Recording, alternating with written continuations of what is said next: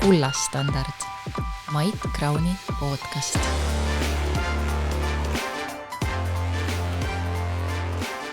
Tere hea kuulaja ja vaataja, täna on eetris Kullastandardi järjekorras 34. saade ja täna on meil külas Märt Läänemets. Tere Märt!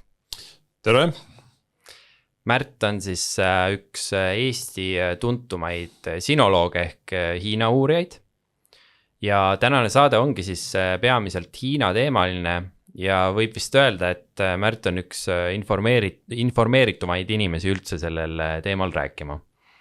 Ja võib-olla lühidalt sellest ka, et miks ma sind saatesse kutsusin. Ma juhtusin lugema sellist Postimehe arvamusartiklit, mille pealkiri oli siis, et Tiibeti vabadus on ka meie vabadus. Kus oli räägitud sellest, et kuidas see Tiibeti vabadus on oluline, peaks olema oluline ka meie jaoks. Ja siis ma juhtusin kuulama ühte loengut budismi kohta. Ma saan aru, see on nagu teine suur huviala nagu budism. Jah, on küll. No mitte ainult huviala, võiks öelda eluviis. See on esimene, Hiina on teine. Aha, et see on nagu isegi olulisem. No me enne saadet juba leppisime kokku, et me teeme budismist ka ühe saate, et kõigest ei jõua ühe saatega rääkida. Aga täna keskendume peamiselt Hiinale ja kogu sellele Hiina maailmavallutusplaanidele. Ja mis ma tahtsin selle loengu kohta öelda, selle budismi loengu kohta, mul jäi üks lause sealt väga meelde. See lause oli see, et külvad mõtte, lõikad teo, lõikad harjumuse, külvad harjumuse, lõikad iseloomu, külvad iseloomu, lõikad saatuse. Et see minu arust hästi loogiline ja võtab nagu väga kokku hästi palju asju korraga. Jah, nii ta on, see haakub või see on selline kokkuvõtlik budistikust niinimetatud karmateoorias, eks ole. Kõik, mida sa teed, see kannab vilja ja ega see ei ole siis ainult kuidagi budismi sees, see on niimoodi toimibki maailm ja elu. Selline põhjuslik. Põhjuslikkus täpselt. Me enne saadet siin natuke vestlesime, siis sa rääkisid, et sa oled saanud Hiinast ka viisakeelu mingil hetkel 2008 vist oli, et sa oled Hiina uurija ja said viisakeelu, et miks sa selle viisakeelu said?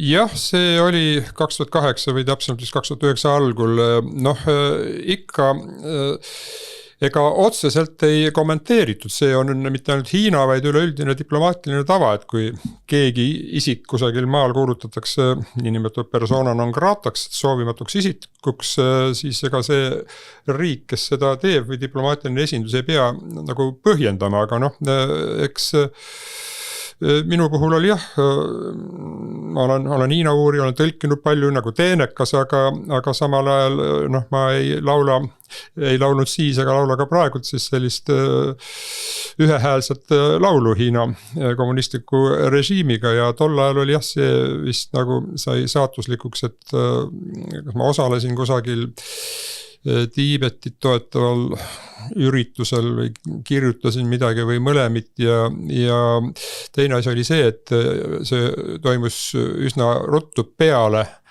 Pekingi olümpiamänge. Ma mäletan just, et enne olümpiamänge siis Hiina saatkond oli kõikide Hiina uurijate, Hiina sõprade suhtes väga-väga sõbralik ja kohtuti tihti ja tehti kingitusi ja nii edasi, aga kui olümpiamängud said läbi, siis ilmselt ei olnud enam põhjust olla sõbralik ja siis jah, ühe viisataotluse puhul kutsuti vestlusele ja öeldi, et jah, kahjuks nad mulle viisat anda ei saa ja see kehtis mõne aasta, aga siis kusagil mõne aasta pärast jälle sain viisa ja olen mõne korra jälle käinud. Aga viimased käimised olid jah enne Covidi aega, akadeemilised reisid konverentsidel ja ülikoolis, nii et pärast Covidit nüüd päris mitu aastat ei ole nagu asja olnud. Tundub, et selline Hiina mõjutustegevus ikka toimub Eestis päris... Ikka toimub, muidugi toimub. Hiina on nii suur, nende diplomaatiline korpus on maailma suurim. Ühelgi riigil ei ole üle maailma nii palju diplomaatilisi esindusi kui Hiinal. Minu meelest neid oli kokku seal no diplomaatilised suhted on mingi 170+ riik ja diplomaatide esindusi on ka väga-väga palju Eestis ka ja loomulikult neil on võimekus ka jälgida, korraldada oma propagandat teha nii pehme jõuga kui tehnoloogiate kui majandushoobadega ja Eesti on nii väike, et neil siin ka üksikuid inimesi, kes kuidagi Hiinaga kokku puutuvad või ka ei puutu neid jälgida. Neil on see võimekus ja seda nad teevad ja see on ka mõjutustegevus. Selle teema juurde jõuame tagasi, aga võib-olla räägi kõigepealt endast, et kuidas sul tekkis üldse huvi Hiina vastu ja sealse kultuuri vastu? Seda minu käest ikka jälle küsitud. Üsna raske on ühest vastust anda, et ega sellist nagu mingit plõksu ei ole käinud, aga nii kui ma mäletan, siis kuidagi päris varasest noorusest peale, lapseeast peale on Hiina kuidagi meeles olnud, alles nii kaugesse aega, kui ma veel vist õieti kooliski ei käinud 60ndate lõpul, kui Hiinas oli see kurikuulus kultuurirevolutsioon ja piirisõda Muurikõel Nõukogude Liiduga ja siis ma olen külapoiss, eks ole, ajalehed kirjutasid, raadio rääkis, maal räägiti ikka Hiinast ja kuidagi see Hiina on peas olnud, et Hiina on olemas ja siis oli veel Mao Zedong ja nii edasi, aga siis küpsedes see huvi kuidagi süvenes ja siis ülikooli tulles sai hakatud natukene õppima nii palju, kui siin Eestis tagasihoidlikud võimalused olid ja nii ta läks, niimoodi step by step ja huvi on süvenenud ja paistab, et ära ei kao. Minu jaoks Hiina, kui ma mõtlen Hiina peale, siis mul on alati müsteerium olnud selles osas, et esiteks seal on üheparteiline süsteem, on ju. Seal on kommunistid nii-öelda võimul, aga samal ajal, kui sa vaatad majandust ja regulatsioone ja kõike seda, siis seal on kohati isegi vabam kui mõnedes lääneriikides majandust loodud. Siis mul alati tekib küsimus, kuidas seda ja samal ajal seal ei ole selliseid nii-öelda kultuurilise marksismi jooni on läänes, eks ole. Et seal on selline huvitav süsteem, et kuidas seda riigikorda üldse võiks nimetada ja paneks mingisugused vundamendi paika, et mis seal toimub üldse või mis see riigikord on? Riigikord alates 1949. aastast, kui loodi praegune Hiina riik, Hiina rahvavabariik, riigikord on ühe partei diktatuur. Partei omab riiki, mitte riigis ei toimeta parteid, üks partei või mitu, formaalselt on seal ka mitu parteid, seal on kogu aeg nii-öelda kuvandi jaoks hoitud niisuguse pisikesi parteikesi läbi kogu ajaloo, aga nad ei mängi mingit rolli. Et Hiina on parteiriik ja poliitiline olemus ei ole muutunud ka peale Mao Zedongi ajastut ega selle suure majandusreformide ajastul ega midagi. Nii, et kuidas selline süsteem võimalik saab olla, et on väga range parteiriik, väga range kontroll, repressioonid kõik ja nii edasi, inimeste jälgimine, aga samal ajal nagu suhteliselt avatud majandus. Kas ta nüüd vabam on kui läänes, ma ei ole majandusinimene, ma jääksin võib-olla natukene eriarvamusele, et ta nüüd nii vaba ka ei ole. See vabaduse müüt, kui nüüd teha väike kõrvalepõige, mitte müüt, vaid tegelikult oligi, see on vast kuskil seal 90ndatel. Ja Hiina on suur ja seal see inerts on suurem, eks ole, kui me mõtleme tagasi meie 90ndatel, siis oli ka väga suur majandusvabadus, kuna ei olnud seadus, ei olnud reeglid, igaüks tegi mida tahtis. Et Hiinas kas see periood on olnud ja ta võib-olla kuskil madalamal või väike kohalikul tasandil võib siiamaani kuigi palju kehtida, aga siis kui ikkagi tekkisid suurfirmad ja kompaniid ja kõik, siis ei saa öelda, et nad nii väga, väga vabad on. Hiinas on ikkagi partei kontrollib ka majandust, kuni sinnamaani välja, et mitte ainult riiklikes suurfirmades, vaid ka eraettevõtetes ja suhteliselt väikestes eravõtetes on kohustuslikus korras partei sekretär ehk siis komissar, kes jälgib mis toimub ja peab nii-öelda sidet partei ja siis selle tootmise vahel ja kui vaja, siis loomulikult korrigeerib ja reguleerib ja annab edasi partei direktiivid ja Hiina seadusandluses on see sees, mida siin viimastel aegadel on ka väga palju tsiteeritud, selline julgeolekuseaduse säte, et kõik ettevõtjad, kõik eksportijad, kõik peavad tegema kohustuslikus korras koostööd Hiina luureametkondadega, kui luureametkond seda nõuab. Ja see ongi üks väga suur probleem, et kui me hakkame mingit business tegema,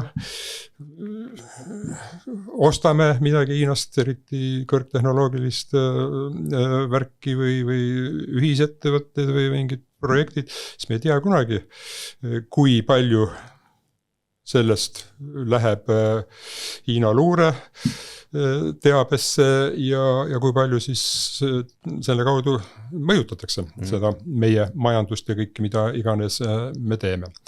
Nii, see oli nüüd kõrvalepõige, aga põhiküsimus oli see, et kuidas selline süsteem saab toimida. Saab küll ja selles ilmselt ongi Hiina juhtide suur tarkus. Isegi kui nad on kommunistid, kes kommunistid lollid ei või olema, ilmtingimata kuigi nad on kommunistid. Et me teame, et see kuni 1970. Aastate lõpuni Hiina oli selline padu kommunistlik, selline kuidas öelda, ideoloogiline riik, ideoloogia oli kõige tähtsam. Nagu Nõukogude Liit sarnane. No hullem veel, kuna Nõukogude Liidus ikkagi veel kuni siin 80-ndateni ikkagi majandus nagu toimis päris hästi. Eks ole, siis hakkas stagnatsioon lihtsalt jõudis sinna, et enam innovatsiooni ei olnud ja kõik hakkas nagu alla käima ja vahetult enne Gorbatšovi ajal esimene aktsioon, mis tehti, oli toitlustusprogramm. Et oli juba probleemi rahva ära toitmisega. Nii, aga Hiinas siis sellel Mao ajal, eriti see viimane 10-66-76, siis majandusega üldse ei tegeldud.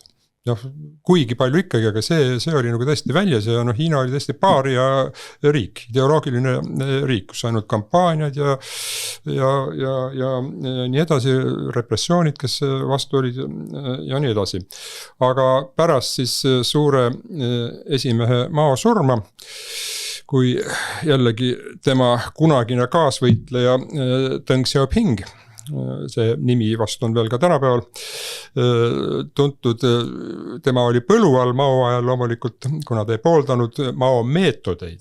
Mitte ei olnud seda, et oleks kommunismi vastu olnud või parteivõimu vastupidi, ta oli veendunud kommunist ja jäi selleks oma elu lõpuni, aga ta siis tuli nii-öelda sisepagulusest tagasi ja sai küllaltki kõrgele kohale, et tema siis algatas selle majandusreformide poliitika.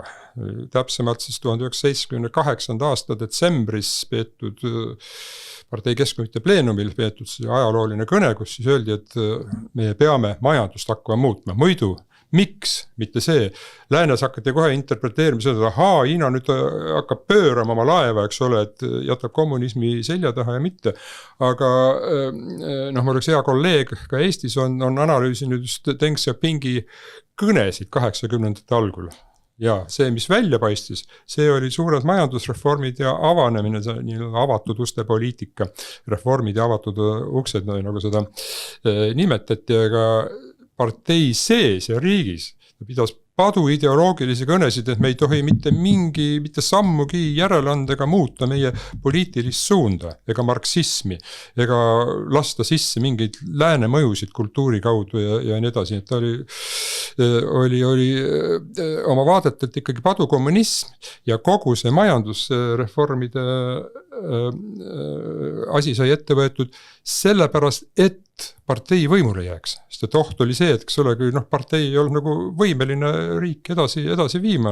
Deng Xiaoping oli ratsionalist, ütles, et me peame jõukaks saama. Ega siis sotsialistlik riiki ei saa üles ehitada vaeste inimestega. Me peame tegema majandusreformi, aga seda me saame teha ainult siis, kui me laseme sisse välisinvesteeringud, loome enda tööstuse ja hakkame müüma välismaale. Ja loomulikult Ameerika Ühendriigid eeskätt ja kõik teised lääneriigid ainult ootasid seda, et see hiiglaslik turg lõpuks avaneks, kuhu saab hakata investeerima, kuhu saab hakata müüma, kus saab hakata odavalt tootma ja 80-ndatel, 90-ndatel siis see läks tohutu buumiga lahti. Nii, aga see siiski toimus väga rangelt partei kontrolli all. Vabadust anti nii palju, kui see ei ohustanud partei võimu. Noh, me teame, et see 1989, ütleme, et kui reformid olid kestnud juba 10 aastat, siis toimus selline suur nagu rahva väljaastumine tegelikult. No see oli siis samal perioodil, kui see Nõukogude Liidu hakkas nagu absoluutselt samal perioodil jah, aga ma arvan, et selle Nõukogude Liidu murenemisega otsest seost ei olnud, võib-olla mingid ideed ka tulid sisse, aga need protestid said 1989. Aasta kevadel Pekingis, üliõpilased olid eestvedajad muidugi, eeskätt ajendiks oli see tohutu korruptsioon. Nii-öelda kapitalistlik või selline rohkem vähem vaba tootmine oli, siis loomulikult need, kes pumba juures olid, parteilased ja nende perekonnaliikmed, tippparteilased muidugi, nemad omandasid ka endisi riigivarasid, nagu meil oli ärandamine, eks ole, ja teenisid tohutuid summasid, kui nii-öelda tavalised inimesed jäid ikka kuhugli sinna äärealadele ja see protestid algasid selle korruptsiooni vastu. Aga nad kasvasid üle siis ka sellisteks nõudmisteks demokraatia niimoodi järk-järgult sisseviimiks poliitilisse süsteemi. Ja see keskus oli Pekingi kesklinnas Tiananmeni ehk taevase rahu väravate väljak ja seal umbes 2 kuud. Üliõpilased ja muud inimesed ühinesid sellega, siis protestisid. Ja valitsus vaatas pealt ja oli kaunis nõutu, et mida teha. Ja kuna vaibumise märke ei olnud, siis seesama suur reformaator Deng Xiaoping, keda lääs ülistas, majandusreformide arhitekt, tema oli see, kes andis käsu, et nii me ei saa seda endale lubada, toome siis sõjaväe sisse ja surume selle jõuga maha. Ja see siis toimus 89. Aasta 4. juuni ööl vastu 5. juunit. Kusjuures see on siis ka, et mitte Pekingi ringkonna sõjaväeosad siit ei rakendatud selleks, kardeti, et see võib-olla läheb hoopis vahetab poolt, vaid see toodi kusagilt kaugelt teisest provintsist, teisest ringkonnast toodi siis sõjavägi sisse ja väidetavalt tankide ja kuulipildujatega ja ohvrite arvu ei tea keegi siiamaani. Räägitakse 1000 kuni 3000, kes siis sai surma ja nii edasi.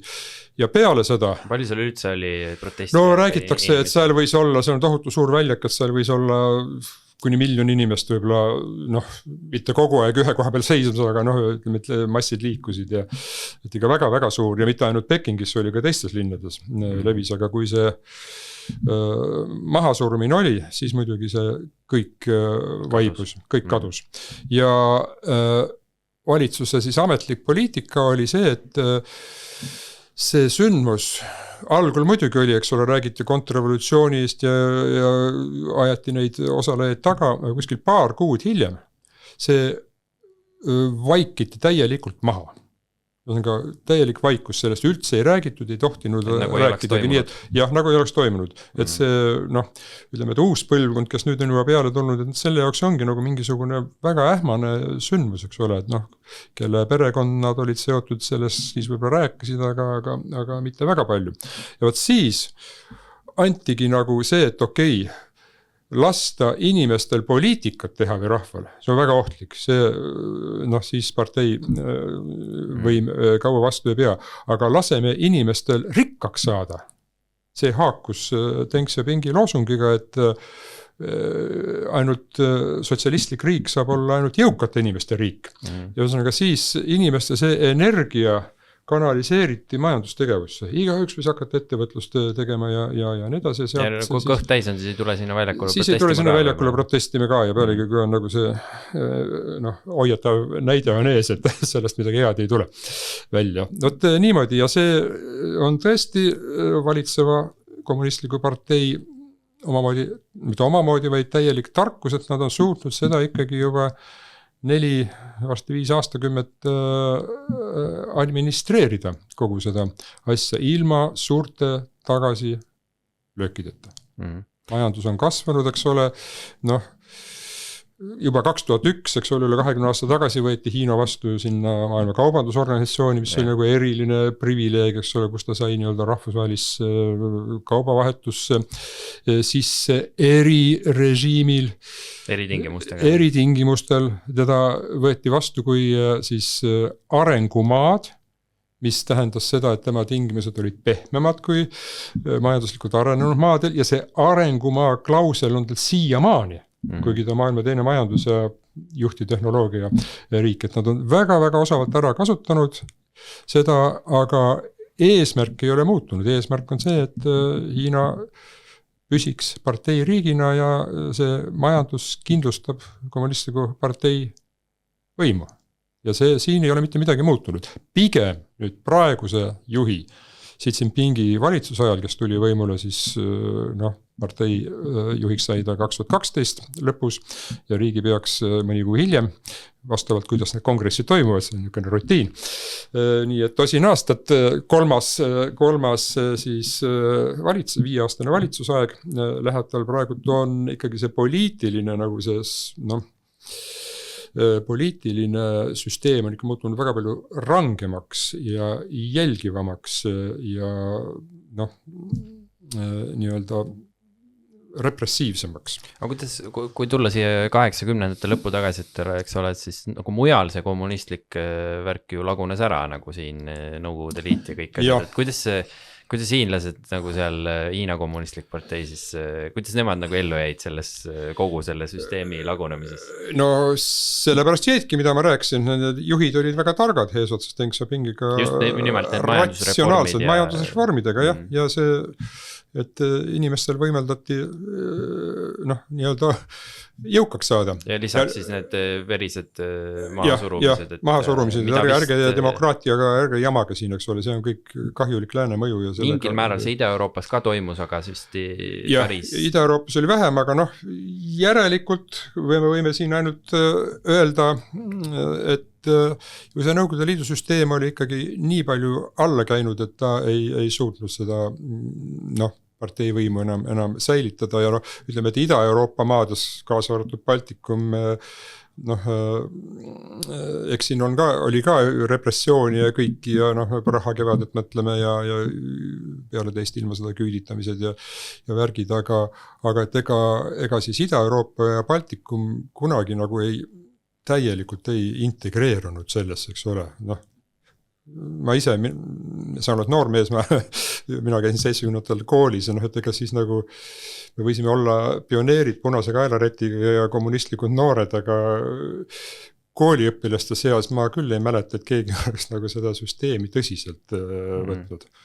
Õpetajad muidugi, õpetajad pidid hirmuga võtma ka, eks ole, paljud olid partei liikmed ja nende töökoht sõltus sellest, mida nad koolis räägivad, aga ütleme, et kodudes ja loomulikult hirm oli ka Stalini aegadest, et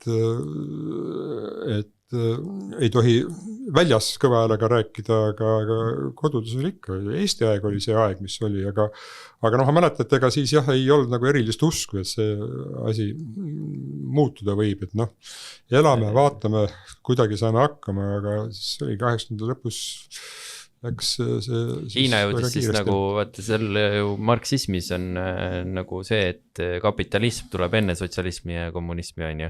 Et Hiina jõudis siis kähku kapitalismile üle minna enne, kui süsteem ära lagunes. Et Nõukogude Liidus nagu ei olnudki ju seda kapitalismi faasi.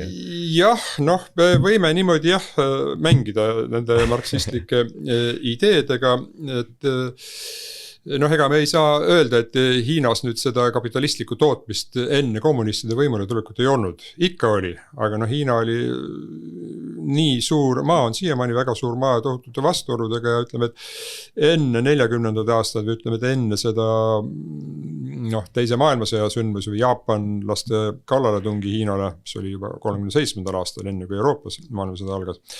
Ütleme, et see kapitalistlik süsteem oli olemas, aga see toimis ikkagi väga piiratud aladel. Killustunud oli pigem? Mitte killustunud, aga ütleme, et Hiina sisemaa oli ju selline väga maha jäänud, seal hariti põldu ja 90% rahvast või kuskil nii olid põllu harida, seda tehti samamoodi nagu oli tehtud aastasadu, aastatuhandeid. Innovatsiooni või uuendusi, mis sisemaale jõudis oli väga vähe, et see kapitalism toimus suurtes linnades ja sadamates, mereäärsetes sadamates, kus oli suuremad lääne mõjud olnud juba 19. sajandist alates. Nii kapitalism oli. Ja noh, kui Hiinast olid kommunistid võimule 40ndate lõpul, siis muidugi juhtiv ideoloogia oli marksistlik ideoloogia, et noh, meie Hiinas kapitalism tunnistati, et ei ole väga tugev, aga me võime üle õpeta, nii nagu siis 17-18 aastal Vene bolševikud rääkisid sama, et noh, et Venemaal on kapitalism on suht nõrgalt arenenud, aga meie võime sellest etapist nagu üle õpeta. Et progress. Progress, jah, aga nüüd siis, kui Hiinas, eks ole, see 80ndatel majandusreformid tuli, ega siis ei räägitud mingist kapitalismist, siis räägiti piiratud turumajandusest või turumajanduslikust sotsialismist. Sotsialism Hiina eripäradega, niisugune slogan on, mis on seda kogu aeg saatnud ja saadab siiamaani, kui me vaatame Xi Jinpingi suuri kõnesid, siis seal räägitakse kogu aeg sotsialismist Hiina eripäradega ja nüüd on lisatud see, et uuel ajastul. Uus ajastul on Xi Jinpingi ajastul, et siin on selles osas on ka arenenud, nii et ega mingit kapitalismi ehitamist oli olnud ja noh, see kapitalistlik või osaliselt kapitalistlik tootmine juurutati, aga see oli ikkagi sotsialistliku riigi kontrolli all, et see ei olnud nagu täiesti vaba ja ei ole siiamaani. Selline Hiinas on selline, nagu ma olen aru saanud, selline traditsiooniline ajaloo käsitlus, et on selline, et see on tsükliline, et sul tulevad tõusud, dünastiad tõusevad ja siis langevad ja siis tuleb jälle tõus ja nii edasi.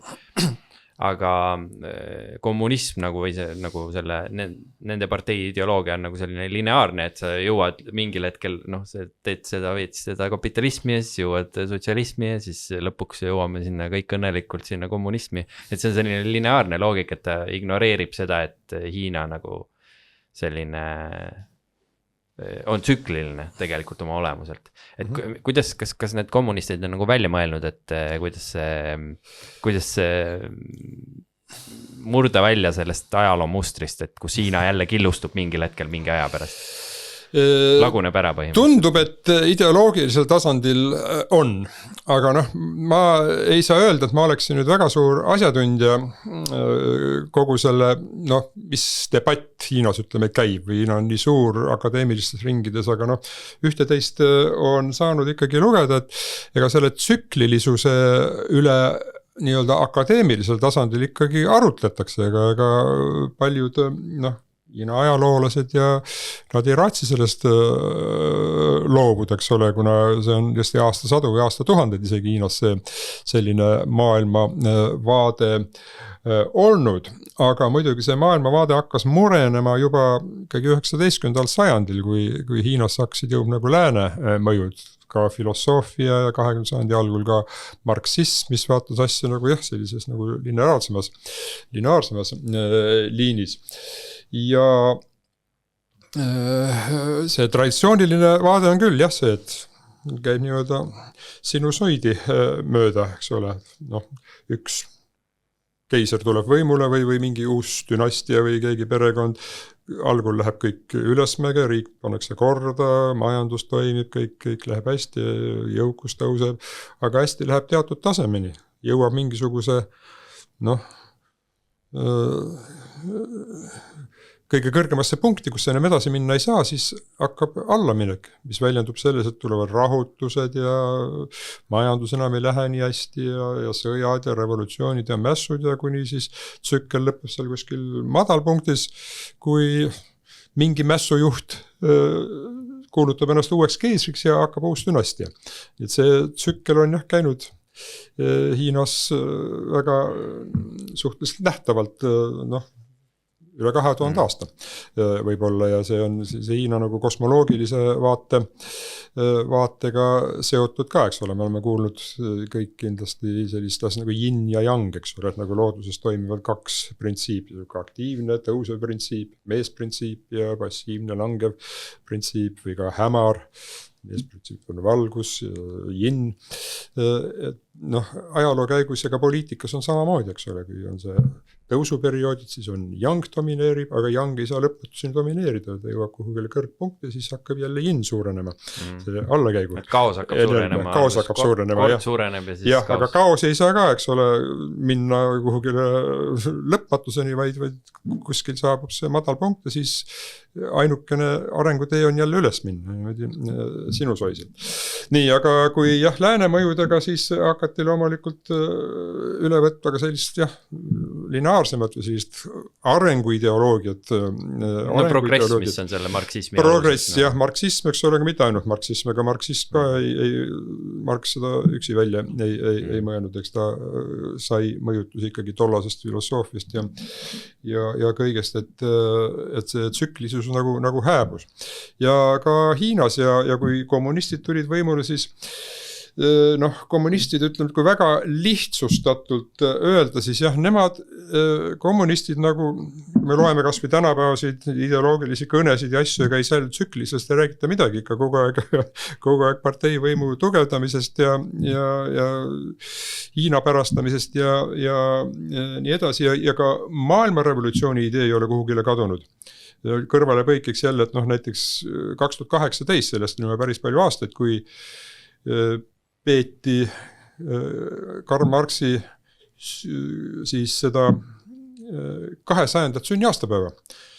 Noh, ega läänes sellest väga palju ei räägitud midagi, aga Hiinas peeti see tohutu suurejooneliselt ja kui väga tähtis suur kongress oli kõik üle maailma kommunistlikud parteide ja töölisparteide esindajad ja kõik ja seal on üsna üheselt öeldud, et Hiina nüüd ühesõnaga, et see vastutus ja raskus marksismi ellurakendamise ja maailma revolutsiooni läbimisel, see ongi nüüd Hiina käes. Teised on paraku läbi kukkunud. Nõukogude Liit kukkus läbi ja kõik ülejäänud parteid ainult kui Hiinale joonduda. Nad jätkuvalt usuvad seda. No vähemalt see juhtiv ideoloogia. Kui ma ütlen, eks ole, ma ei ole teinud sotsioloogilisi uurimusi, aga noh, neid on kuigi palju tehtud. Loomulikult valdav enamus Hiina rahvas on tüdinenud sellest kommunistlikult parteist, nii nagu oli Nõukogude Liidus ka. No, see on paratamatus, vastu keegi hakata väga ei julge, eriti praegusel tehnoloogia ajastul, kui siin jälgitakse ja sa võid sattuda mitte päevade, vaid minutitega vangikongi peilitakse. Aga mis sa ise arvad, kas nad on, kas see tuleb ikkagi see tsüklilisus nagu naasepeena, et mingil hetkel nagu kukuvad ja... Mingil hetkel nad kukuvad niikuinii. No seda küll. Niikuinii. Ühesõnaga jah, et ma püüan selle mõtte ära lõpetada, et kommunistid võtavad, noh, nad teavad, et see ajaloo käiku on võetud tsüklilisena, aga noh, olen lugunud selliseid ideoloogilisi põhjendusi, et see noh, loogika enam ei toimi.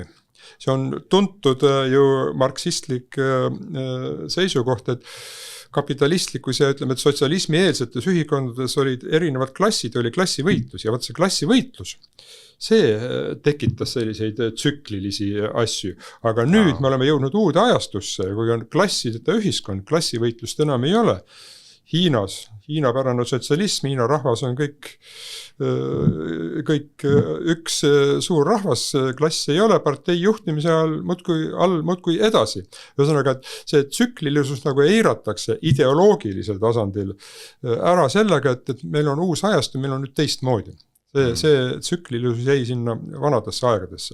See on niisugune puhas marksistlik, aga nagu ma ütlesin, et akadeemilisel tasandil ikkagi ühte ja teist pidi seda tsüklilisust ikkagi räägitakse, noh vaadeldakse ka majandusarengu tsüklid, mis ei ole sugugi mingi Hiina pärane asi, vaid kui me vaatame lääne majandus, siis tsükliliselt on kriisiperioodid, noh ma ei tea, mis need on, 2008-2009 oli viimane nagu niisugune suurem kriis, no ikkagi suht lühikesed ajad, 20 aastat, 30 aastat või noh, mitte üle poole sajandi. Äritsüklid on seal 5-8 aastat. Jah, isegi niimoodi, et noh, tegelikult see ei ole mingisugune traditsiooniline Hiina asi, vaid areng inimühiskonna ja ega majanduse areng ongi tsükliline.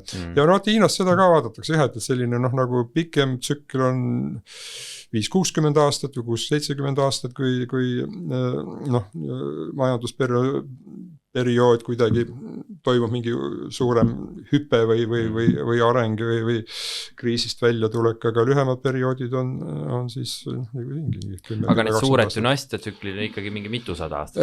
No need on jah, ega siin ei ole, ütleme, et kõige pikaealised dünastiad on vastu pidanud kuskil 300-400 aastat, aga noh, keskeltläbi ikkagi 100-200 aastat, ütleme, kui need pikad dünastiad, noh esimene, ütleme, arvuliselt teine Hiina keisridünastia, Hani dünastia, mis oli siis 3. sajandi lõpp enne meie aja arvamist kuni 3. sajandi algus meie aja järgi, on nagu 400 aastat.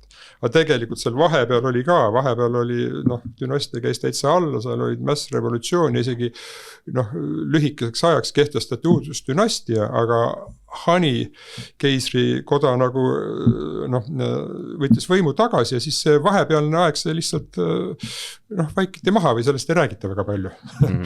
Et tegelikult jah, kuskil paarisaja aasta kandis on see selline suur nagu valitsemistsükkel. Viimast võib pidada siis selleks, kui Mao Zedong tuli võimule. Jaa, võib, aga seda võib vaadata ka noh, natukene veel laiemalt, et mina olen näiteks noh, ma oma peaga seda ka ei tee, aga vaatame nüüd selle Hiina maailmas sellist noh, tsüklit ka selle yin-yangi järgi, näiteks see endisaegne Hiina või keisarlik Hiina, selle ütleme viimase keisridünastia selline noh, apogee või see kõrgpunkt ja kuskil 18. sajandi keskel või isegi 18. sajandi lõpuni. Hiina oli väga võimas riik, Hiina oli vaieldmatult maailma kõige võimsam riik. Nii, täitsa 18. sajand oli 18. sajand, vaata, mis Euroopas olid. Euroopas ei olnud midagi. Majandus oli, alles hakkas seal, eks ole, renessanss ja see varakapitalism ja see alles hakkas vaikselt. Hiinas ei olnud küll otseselt kapitalismi, aga majandusajaloolased ütlevad kuskil veerand kuni kolmandik maailma majandusest toodeti Hiinas. Euroopas olid Prantsusmaa ja Holland tugevad riigid. Nad olid tugevad, aga võrreldes Hiinaga nad olid pisikesed. Ameerika Ühendriike polnud veel ollagi, eks ole. Teine tugev riik oli suur magurite India. Ja 3. riik oli Osmanite Türgi. Euroopa alles hakkas tulema, Euroopa järgmine sajand. Nii, aga ütleme, et võtame Hiinas praegu. Hiina oli sel ajal, ütleme, et oma enam-vähem kõrgpunktis, kust enam nagu edasi minna ka ei olnud süsteemi piires. Ja siis oli aasta 1793, Suurbritannia oli tõusev kaubandusvõim, tal olid kolooniad juba igal pool ja taheti ka Hiinas äri teha, aga Hiina hoidis väga tugevalt tagasi, et ta ei tahtnud, et välismaalased väga laialt äri teevad. Üks sadam, see Kantoni sadam või Guangzhou sadam oli siis avatud välismaalastele nüüd Lõuna-Hiinas, Hongkongi vastaseks. Hongkong vist oli vahepeal Briti. Aga siis sel ajal, ütleme 18. sajandi lõpus, siis ta ei olnud veel midagi. Ta oli üks väike saar, kus oli paar karuliküla peal. Nii, ja inglased saatsid suure saatkonna Pekingisse. Mitusada inimest. Et veenda keisrit, et kuulge, avage sadamad, teeme kaupa, et meil on väga palju huvitavaid asju teile pakkuda, teeme kaupa ja laske Pekingisse Suurbritannia see saatkond või esindus teha. Nii, kõigepealt keiser laskis mingi 2 või 3 kuud oodata neid ja siis andis vastuse, et teate, meid ei huvita teie kaubad, meil on endal kõike küll, minge koju tagasi ja mingid esindust me ei tee, aga me tunnustame teid selle eest, et te võtsite ette pika teekonna, et tunnustada nii-öelda meie ülemvõimu, kusagilt kaugelt väikselt saared. Et me oleme väga heatahtlikud teie suhtes. Ja siis delegatsiooni juht, Lord George McCartney, olevat öelnud või on need sõnad talle suhu pandud, eks ole, et kui Hiina uksi ei ava, siis tuleb need uksed maha lüüa. Nii. Ja mahalöömine hakkas, kes ole seal 1830-ndate lõpus oli siis nimetatud oopiumisõda, väiksed sõjad ja siis inglased niimoodi järk-järgult lõid uksi maha ja hiinlased andsid järele, andsid kaubandusõigusi ja investeerimisõigusi, sajandi lõpul juba raudtee ehitamise õigused ja kõik ühesõnaga sellest kõrgpunktist, kui keisri suureline vastus oli, et meil pole teid vaja, algas niimoodi vaikne allakäik. Ütleme, et 19. sajand oli ühelt poolt lääne ideed ja lääne majandus tuli sisse, aga ütleme, et selle Hiina enda süsteemi ja ühiskonna allakäik, seal olid ka suured mässud ja sõjad ja värgid ja kõik, mis siis päädis lõpuks 1911 keisri kukutamisega. Aga sellega ei olnud tsükkel veel läbi. Selle Hiina jõudis alla, loodi Hiina vabariik, esimesed kümnendid olid seal, tegelikult ka ta oli väga killustatud, esimesed paarkümmend aastat. 30-ndatel oli väike tõus, mis oleks võinud võib-olla saanud nii-öelda enam uue tsükli alguseks, aga siis tuli Jaapani kallale tungi teine maailmasõda. Selle jälle selle nii-öelda vabariikliku korrale väga, väga suure põntsu. Ja samal ajal paradoksaalselt just sõja ajal kommunistid tugevnesid. Jaapanlased löödi puruks, Hiina vabariik oli üks suur sõjavõitja, aga puhkenud kodusõjas jäid ometi kommunistlikul parteil alla ja 49. aastal tulid kommunistid võimule. Nüüd tsükli lõpp oli siis jällegi Nõukogude Liidu toega, eks ole, loodi tööstust ja, aga see ainult Nõukogude Liidu toega. Hiinas klooniti. Hiina oli põhimõtteliselt väike vend Nõukogude Liidul, praegu on pigem vastupidi, aga... Ja, siis ta oli väike vend ja ütleme, et kogu see Nõukogude nii poliitiline süsteem klooniti kui ka majandus. Nõukogude Liidust tulid terved ettevõtted või terved vabrikukompleksid, mis ehitati üles, Vene insenerid ja kõik töötasid. Aga pärast Stalini surma siis suhted mõne aasta pärast läksid nagu ühel ja teisel põhjusel, ei ole pikalt aega võib-olla rääkida, aga Hruštšovi ajal nagu suhted läksid alla ja see nii-öelda tööstuslik tõus, mida see oli ainult tänu Nõukogude Liidule, see seiskus või käis vaikselt alla ja ütleme, et see tsükli madalpunkt oli siis Mao Zedongi viimane kümnend, see nii-öelda suur kultuurirevolutsioon, kui kõik oligi kaos. Majandus ei toiminud, riik oli täielikus kaoses, sest on nii toredad kirjeldusi. 60-ndad. 66-76, 66 see kuulutati välja, aga see oli ka, Maol oli ka see, mitte ka ta ei tahtnud meelega riiki kaosesse viia, aga Maol oli see võimu hoidmise küsimus. Selle partei tipus ka juba nagu, ei oldud temaga väga enam rahul, ta oli vana ka ja arvas, et viime maa kaosesse ja siis ütleme, et rahvas tõuseb üles Mao Zedongi toetamiseks nagu ja kaos. Et see oli võib-olla selle suure tsükli selline põhi. Nii, aga kõige madalamas punktis, 1971-72, hakati suhteid soojendama Ameerika Ühendriikidega ja initsiatiiv ei tulnud mitte Hiinast, vaid Ameerika Ühendriikidest. Kõige antikommunistlikum president Nixon. Reagan oli võib-olla isegi rohkem Nojah, see oli veidi hiljem, aga ütleme, et tolles kontekstis ja kõige antikommunistlikum välisminister siis Kissinger oli. Kissinger oli see arhitekt, kes hakkas suhteid siis Hiinaga soojendamast. Ta visionär ütles, et ilma Hiinata tuleviku maailm ei saa olla ja me ei saa jätta Hiinat sinna ripakile niimoodi kaosesse. Ja teine moment oli see, et hakkame Hiinaga diili tegema selleks, et meil oleks, et Hiina oleks pigem meie liitlane, vähemalt mitte Nõukogude Liidu liitlas, kes ei saaks uuesti. See oli see külmasõja ideoloogia ka. Ja see ongi, eks ole, paradoks. Hiina oli kõige madalamast punktis, täielikus kaoses ja siis hakkas vaikselt niimoodi tõusma. Siis tulid, eks ole, Mao suri ära, tuli see majandusreformid ja tsükkel hakkas jälle Hiina jaoks nagu üles minema. Nii. Kas ta praegult juba tippu on jõudnud, raske öelda. Sest et on veel ütleme, et tänapäeval on arengud kiiremad tänu tehnoloogiatele, et võib-olla see, ütleme, kui too eelmine tsükkel, ütleme, et kui 18. sajandi lõpus või teisel poolel oli kõrgpunkt, see kaosepunkt oli kuskil 150 aastat varem, kui oli dünastia vahetus, Tšingi dünastia tuli võimule nii 18. sajandist alla, siis 19. sajandi lõpu 100 aastat, umbes 150 aastat või veidi rohkem. Ikkagi ütleme, et 300 aastane tsükkel. Yeah. Nii, 70. algul jõudis madalusse, siis hakkas tõusma, nüüd on Hiina väga, väga kõrgel, jällegi maailma juhtiv majandus peaaegu, aga ilmselt tõus läheb veel mõnda aega edasi, aga kas ta nüüd 150 aastat või 100 aastat veel läheb, 50 on enam-vähem juba olnud, et seda ei tea, tänapäeval jah, majandustsükkel on kiirem ja praegu trendi järgi tundub nagu, et läheb edasi. Ta praegult läheb veel edasi, jah. Ainuke asi on see, et Hiinas rahvastik hakkab vähenema mingil hetkel. Jah, need on need, ütleme, mida me alati selles majandusarengu juures vaatame ja nii. Aga mitte nii kiiresti kui lääneriikides või ütleme Euroopa riikides, nii kiiresti ei vähene seal populatsioon. No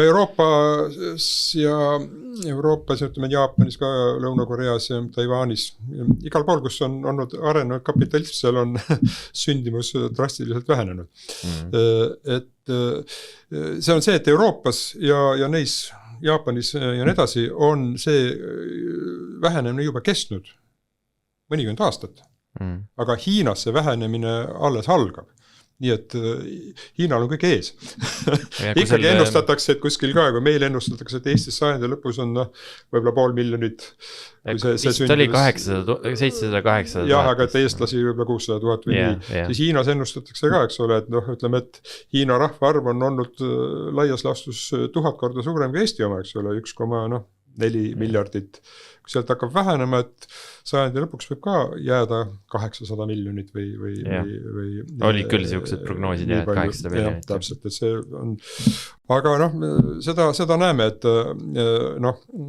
see, mis selle tsükli võib-olla sinna hakkab jälle alla minema, on pigem ikkagi režiimi muutus. Sest, et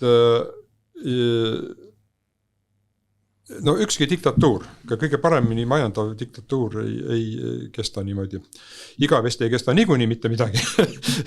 Demokraatia ka ei kesta igavesti, eks ole, on ju mõned sellised spekulatsioonid, et see kogu see lääne demokraatia värk, et see on selline väike kõrvale kalle üldisest arenguloogikast maailmas, et tõeline poliitika saab toimida ikkagi kontrolli ühiskonnas. Aga siiamaani me näeme, et ikkagi suur demokraatia nagu Ameerika Ühendriigid, mis tegelikult on ikkagi Euroopa sünnitatud, on ka majanduslikult kõige võimsam, et see loogika ka väga ei toimi võib-olla. Sest kui me vaatame majandust, eks ole, Hiina on väga tark, vaatab kaugele ette aastakümned, eks ole, teeb oma plaane majandus niimoodi.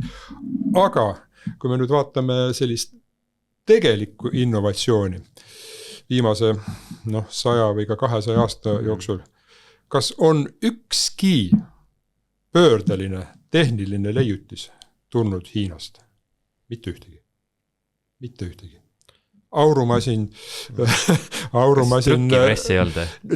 Trükipress, jah, see primitiivne trükipress oli kuskil rohkem kui 1000 aastat varem, jaa. See, aga ütleme, et Hiinas ta ei arenenudki sellise paberraha tuli ka kõige enne Hiinas.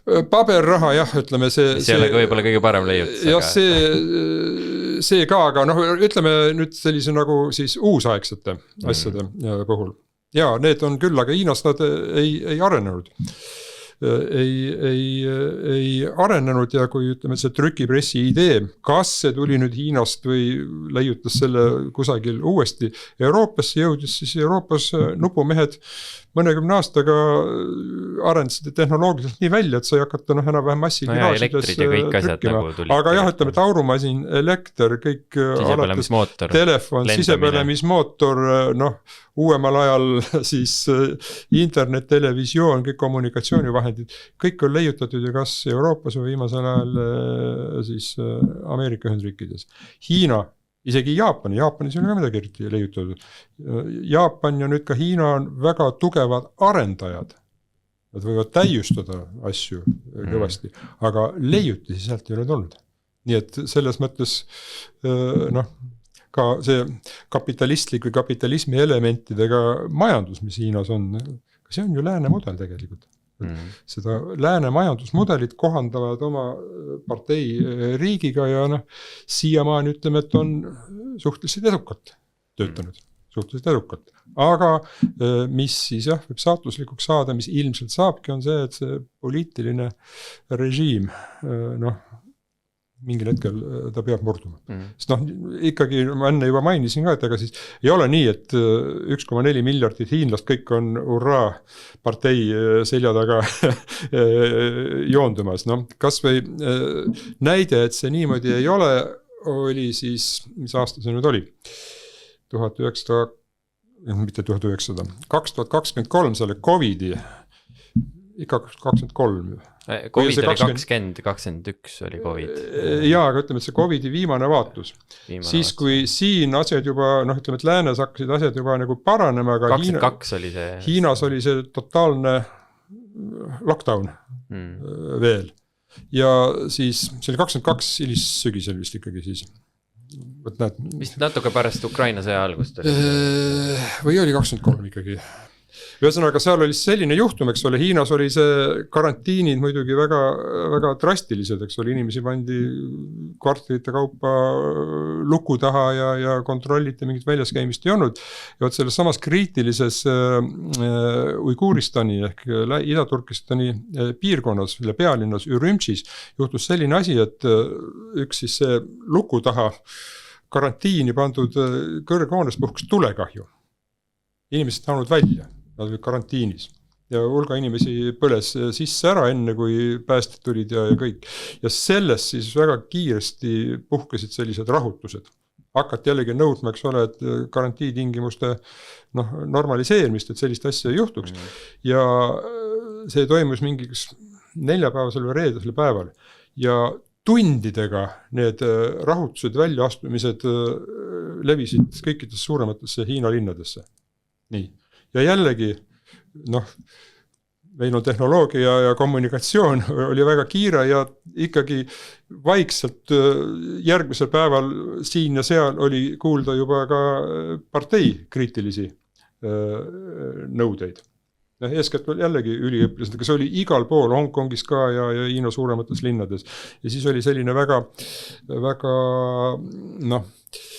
iseloomulik või nutikas demonstreerimisviis, mida nimetati valgete lehtede mäss. Inimesed tulid tänaval mitte loosungitega, vaid nad hoidsid käes valged paberilehti. Sümboliseeriti seda, et me ei tohi mitte midagi partei vastu öelda. Ja kui ütleme, nii on karistus, aga me näitame paberilehti, me tahame öelda. Nii, aga see läkski, eks ole, üks nädalavahetus. Esmaspäeva hommikuks oli praktiliselt kõik läbi. Sest et mobiili positsioneerimisega aktivistid võeti kohe kinni ja nii, et ta ei puhkenud. A nädal hiljem siis Hiinas võeti karantiinid kõik maha.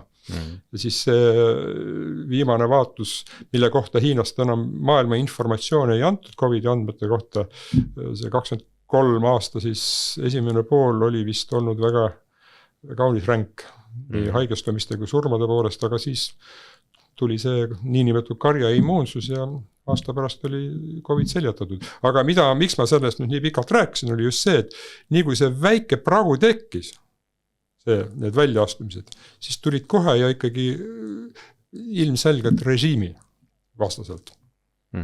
Et see tundlikkus on nagu suur rahva seas. See tundlikkus on suur rahva seas ja Hiinas on käib ka see Xi Jinpingi ajal eriti see selline ideoloogiline töötlemine või parteiharidustöö, nii parteilaste kui ka kõikide liinis igal ühel peavad olema mingid äpid telefonis, eks ole, kus neid õppida ja asju, aga kuuldavasti või põgusalt on ka olnud mõne hiinlasega või juttu, et ega seda siis ka keegi tõsiselt ei võta. Ja on asi, mis nagu meil oli Brežnevi ajal, et igasugu ideoloogilist möna ja lollust oli nii palju ja tehti kaasa, et pääseda repressioonidest ja karistustest, aga keegi seda tõsiselt ei võtnud. Nii et kui situatsioon tekib, siis ilmselt Hiina rahvas nagu ei jää oma isakest väga taga nutma. Aga vaat see on jälle, et alati on ka võimuvahetused parteis toimunud sellistes sisevõitluste areenil, et ega me väljapoole ei tea. Et enamasti on olnud niimoodi ikkagi Hiina see partei ladvikus, et võimule tuleb selline tasakaalustav liider, erinevad fraktsioonid, kellega on nõus. Ja Xi Jinpingi ajal nüüd on väideltavalt, siis on see tasakaal nagu nihkunud, et Xi Jinpingi nii-öelda see võimuladvik, poliitbüroo, alaline komisjon ja poliitbüroo ja vastutavatel kohtadel on kõik tema mehed, enam ei ole tasakaalu. Et ühesõnaga, kui see nagu ikkagi murdub või see sealt eest ära kaob, siis võib just nimelt partei sees kõigepealt toimuda suurem murrang kui lihtsalt ühe liidri vahetamine. Mis see tähendabki siis nagu Hiinas nagu sellist kaost või keegi ei tea, mis see tähendab? Keegi ei tea, mis see tähendab. Me võime lugeda Hiina kohta kirjutatud raamatutest mitmesuguseid stsenaariume, mis võib toimuda ja kuidas võib toimuda, aga kuidas tegelikult toimub, seda on väga raske ennustada. Ennustamine on tänamatu tegevus. Oletame, et see on mingi stabiilsus nagu jääb püsima ja ma saan aru, et aastaks 2049 nagu, millest läänes teatakse tegelikult üpris vähe. Mina ka nagu seda aastaarvu nagu ei olnud niimoodi teadvustanud, et Hiinal siuke eesmärk on, et aastaks 2049, mis on siis juba 23 aastat. 23 aasta pärast. Et siis, mitte Eestist, aga Hiinast saaks kõige mõjuvõimsam riik maailmas, sõjaliselt, majanduslikult, igat pidi. Ja see on nende eesmärk siis ja kus see eesmärk tuleb ja nagu miks Hiina selle poole püüdleb ja kuidas nad seda teevad? Ja see on jällegi üks selline Xi Jinpingi aegne partei, ütleme, eesmärk või juhtliin. See kuulutati välja juba, kohe kui ta võimule tuli, 2013. Siis oli 2 eesmärki. 2 100 aasta eesmärke. Esimene eesmärk oli 2021. Miks see aasta? Siis möödus 100 aastat Hiina kommunistliku partei asutamisest. See eesmärk oli tagasihoidlik, et Hiinast selleks ajaks saab siis nii-öelda mõõdukalt jõukas ühiskond, kus enam ei ole vaesust. Ja kui vaadata enne viimased aastad enne seda 21. aastat, siis vaadata niisuguseid kõnesid ja aruanded ja siis numbriliselt lausa, et kehtestati mingid normid või need, et millest kõrgemal sissetuleku ja majanduse astmel siis loeti, et enam ei ole vaene. Ja siis lausa maakondade või nende ringkondade kaup olid, sel aastal nii ja nii mitu maakonda, ringkonda, nii palju elanikkonnaga ületas selle taseme. Ja ütleme, et siis kui see partei aastapäev kätte jõudis, siis pidulikus kõnes oli, jah, me oleme selle eesmärgi saavutanud, mõõdukalt jõukas riik.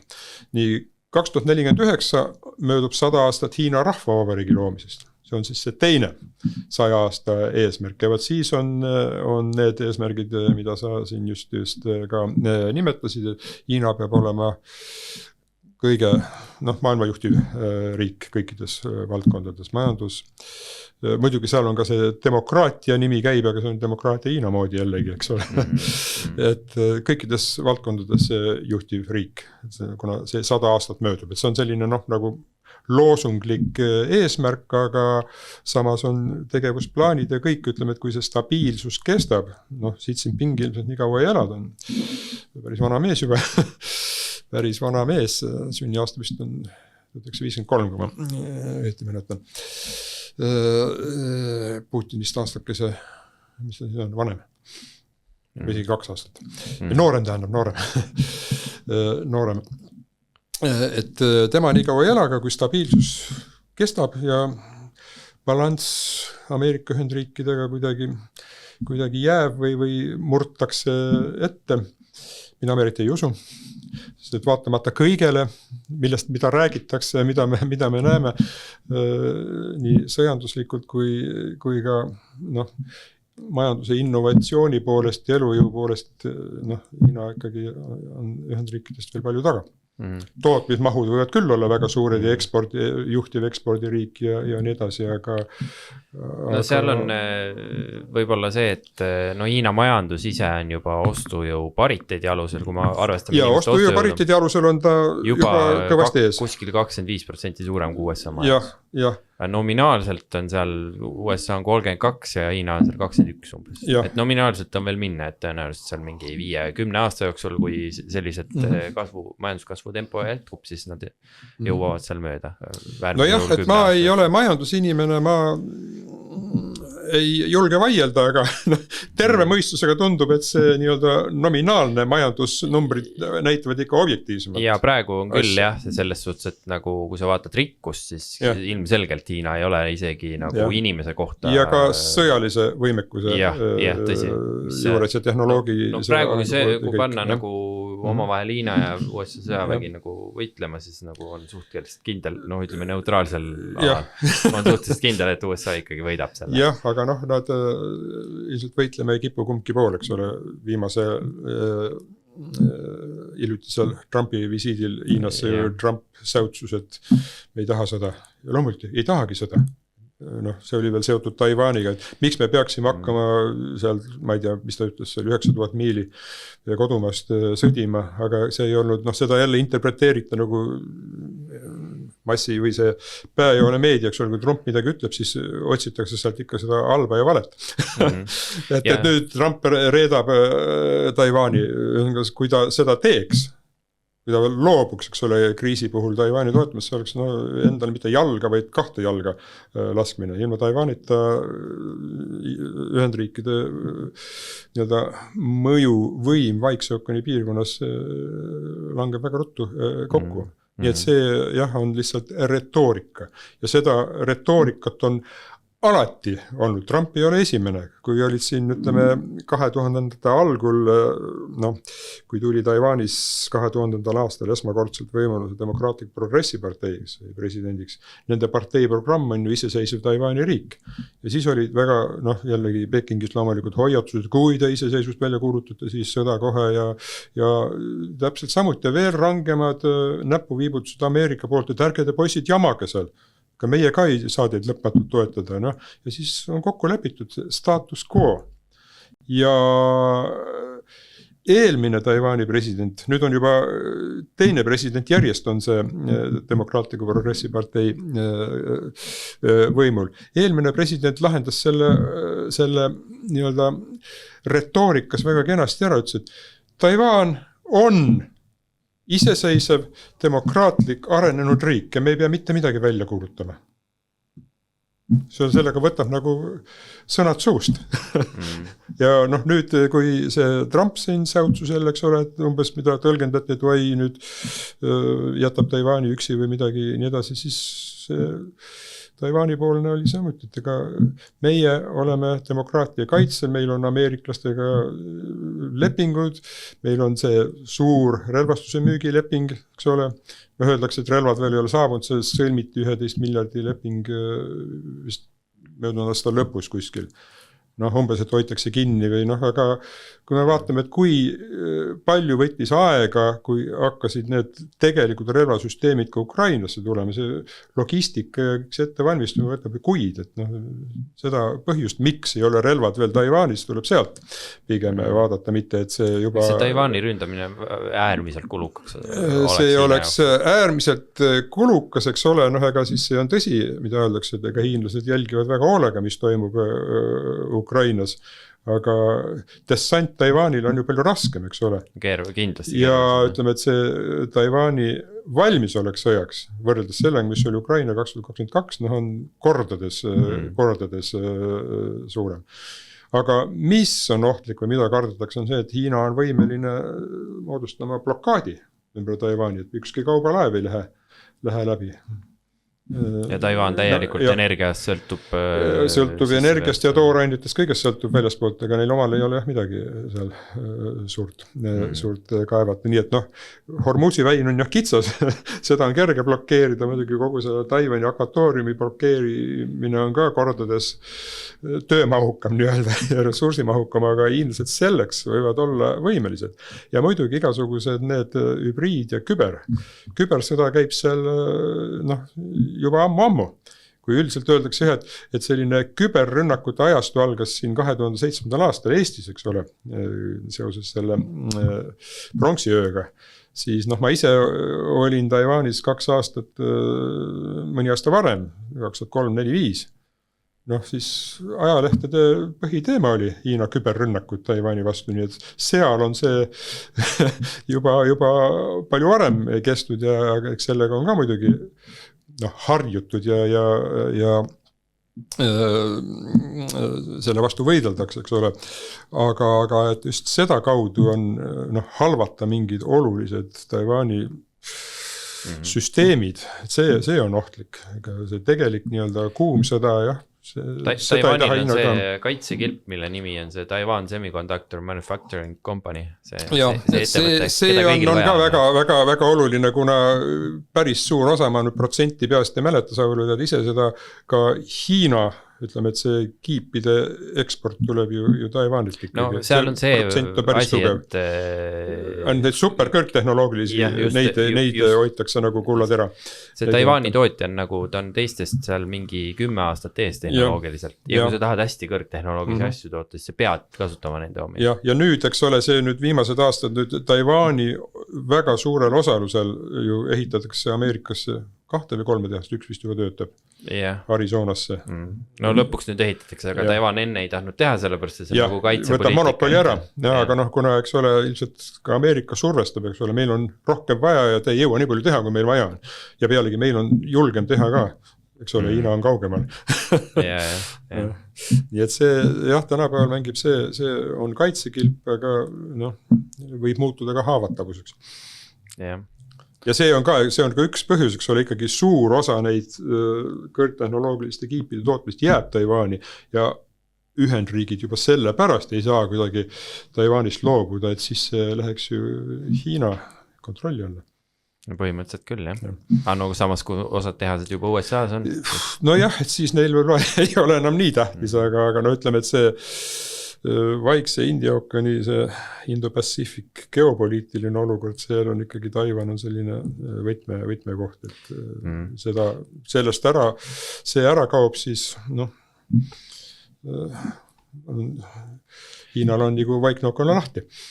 Ja seal on üldse selline kaarena on nagu USA sõjaväebaasi terve. Jah, praegult ikkagi see niimoodi esimene saarte vöönd, eks ole. Jaapan, Okinawa, Lõuna-Korea, Taiwan, Filipiinid.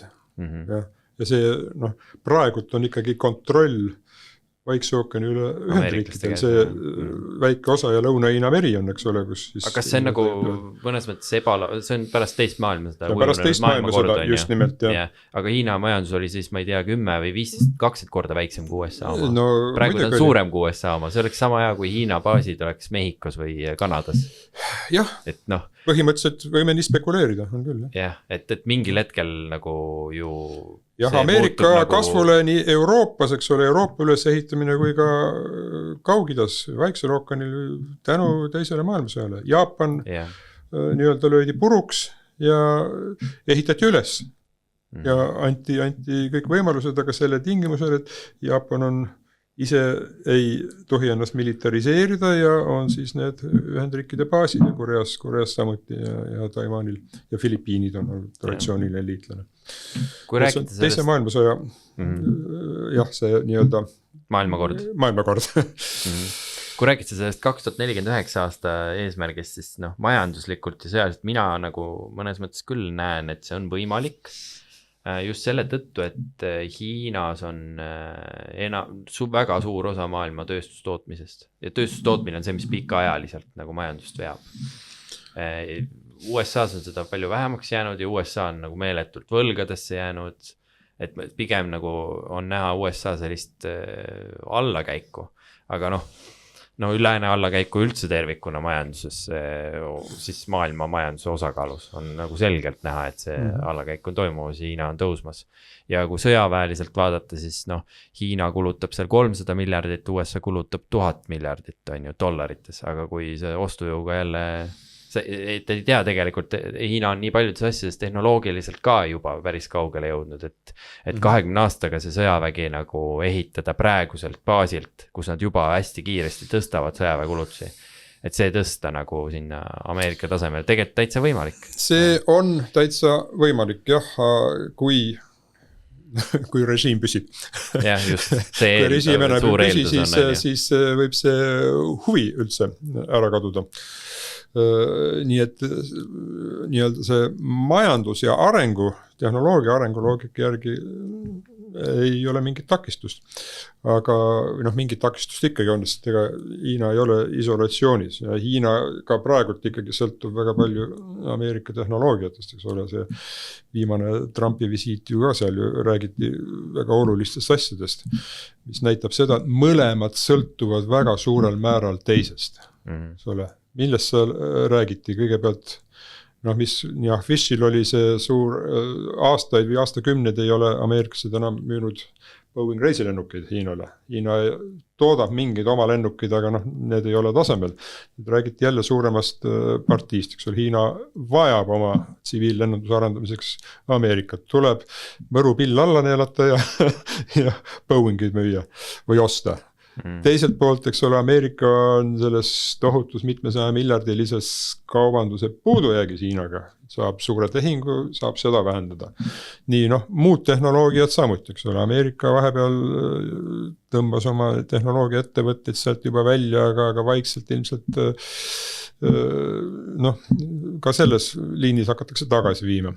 Kolmas, mis ei ole võib-olla nii-öelda rahanumbrite poolest nii suur, aga jällegi väga oluline on Ühendriikide põllumajandussaaduste, eriti sooja, oa, maisi ja nisu müük Hiinasse, mida Hiina badly needs. Väga vajab, eks ole. Jällegi ta ei saa ilma selleta ja Ameerika farmerid, kes on aastakümneid juba müünud Hiina turule, kui see ära lõigata, neil pole kuskile müüa. Jällegi mõlemal poolel on käed seotud.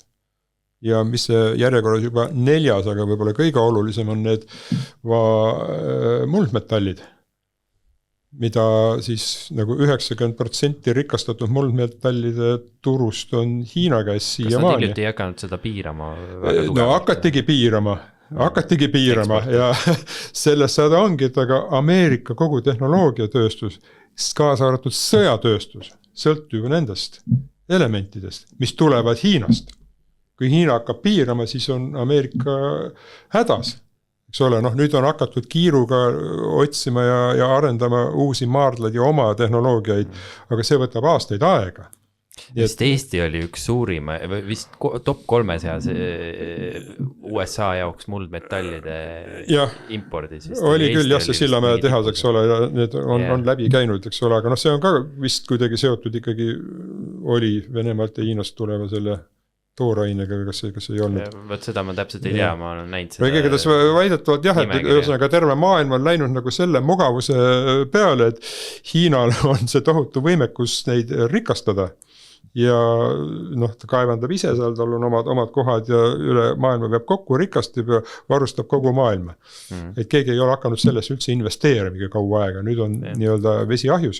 Nüüd hakatakse seda tegema, aga seni kaua tuleb ka tööstus üleval hoida. Nii et see on väga paradoksaalne olukord. Ameerika relvatööstus, kõrgtehnoloogiline relvatööstus sõltub Hiina tarnetest. Jah, eks seal on nagu need seosed on päris tugevad mingites valdkondades. Et sellepärast ka on, eks ole, see Trumpi suur tariifipoliitika nagu Hiina suhtes nagu vaibus kaunis ruttu ära, eks ole. Jah, seal, samas Hiina on ise enesest, see, mis on siin aastakümneid toiminud, on see, et Hiina siis müüb odavaid kaupu USA-sse. USA-st tuleb raha, Hiina laenab USA-le raha tagasi, jälle ameeriklased ostavad odavaid kaupu, niimoodi see ringriiklus on käinud. Just nimelt ongi ja see, mida siis ka nüüd viimastel aastatel on hakatud alles rääkima, et jah, kes siis on selle Hiina režiimi üles ehitanud ja suuresti finantseerib Ameerika Ühendriigid. Ameerika tarbija, eks ole, no hiinlased on ju ka omandanud tohutu palju neid ettevõtteid Ameerikas, mille kasum läheb ka, noh, ma ei tea, kuidas need finantsseadused on, aga suur osa läheb Hiinasse, eks ole. Või kui ameeriklased tootsid Hiinas, siis ka mingi kasum jäi sinna. Ja loomulikult Ameerika tarbijad, siis kes Hiina aga samas seal on näha sellist pikema ja see põllumajandusvärk ka. No põllumajandus muidugi see tuleb tagasi raha. See on päris suur asi ja see maisi. See toob raha tagasi, mitte see on teistpidi. Aga samas kui pikaajaliselt vaadata, siis ütleme 15 aastat tagasi Hiina ekspordist 25-30% läks USA-sse ja nüüd on see ainult 12-13%, et nad vähendavad tegelikult pikaajaliselt seda sõltuvust.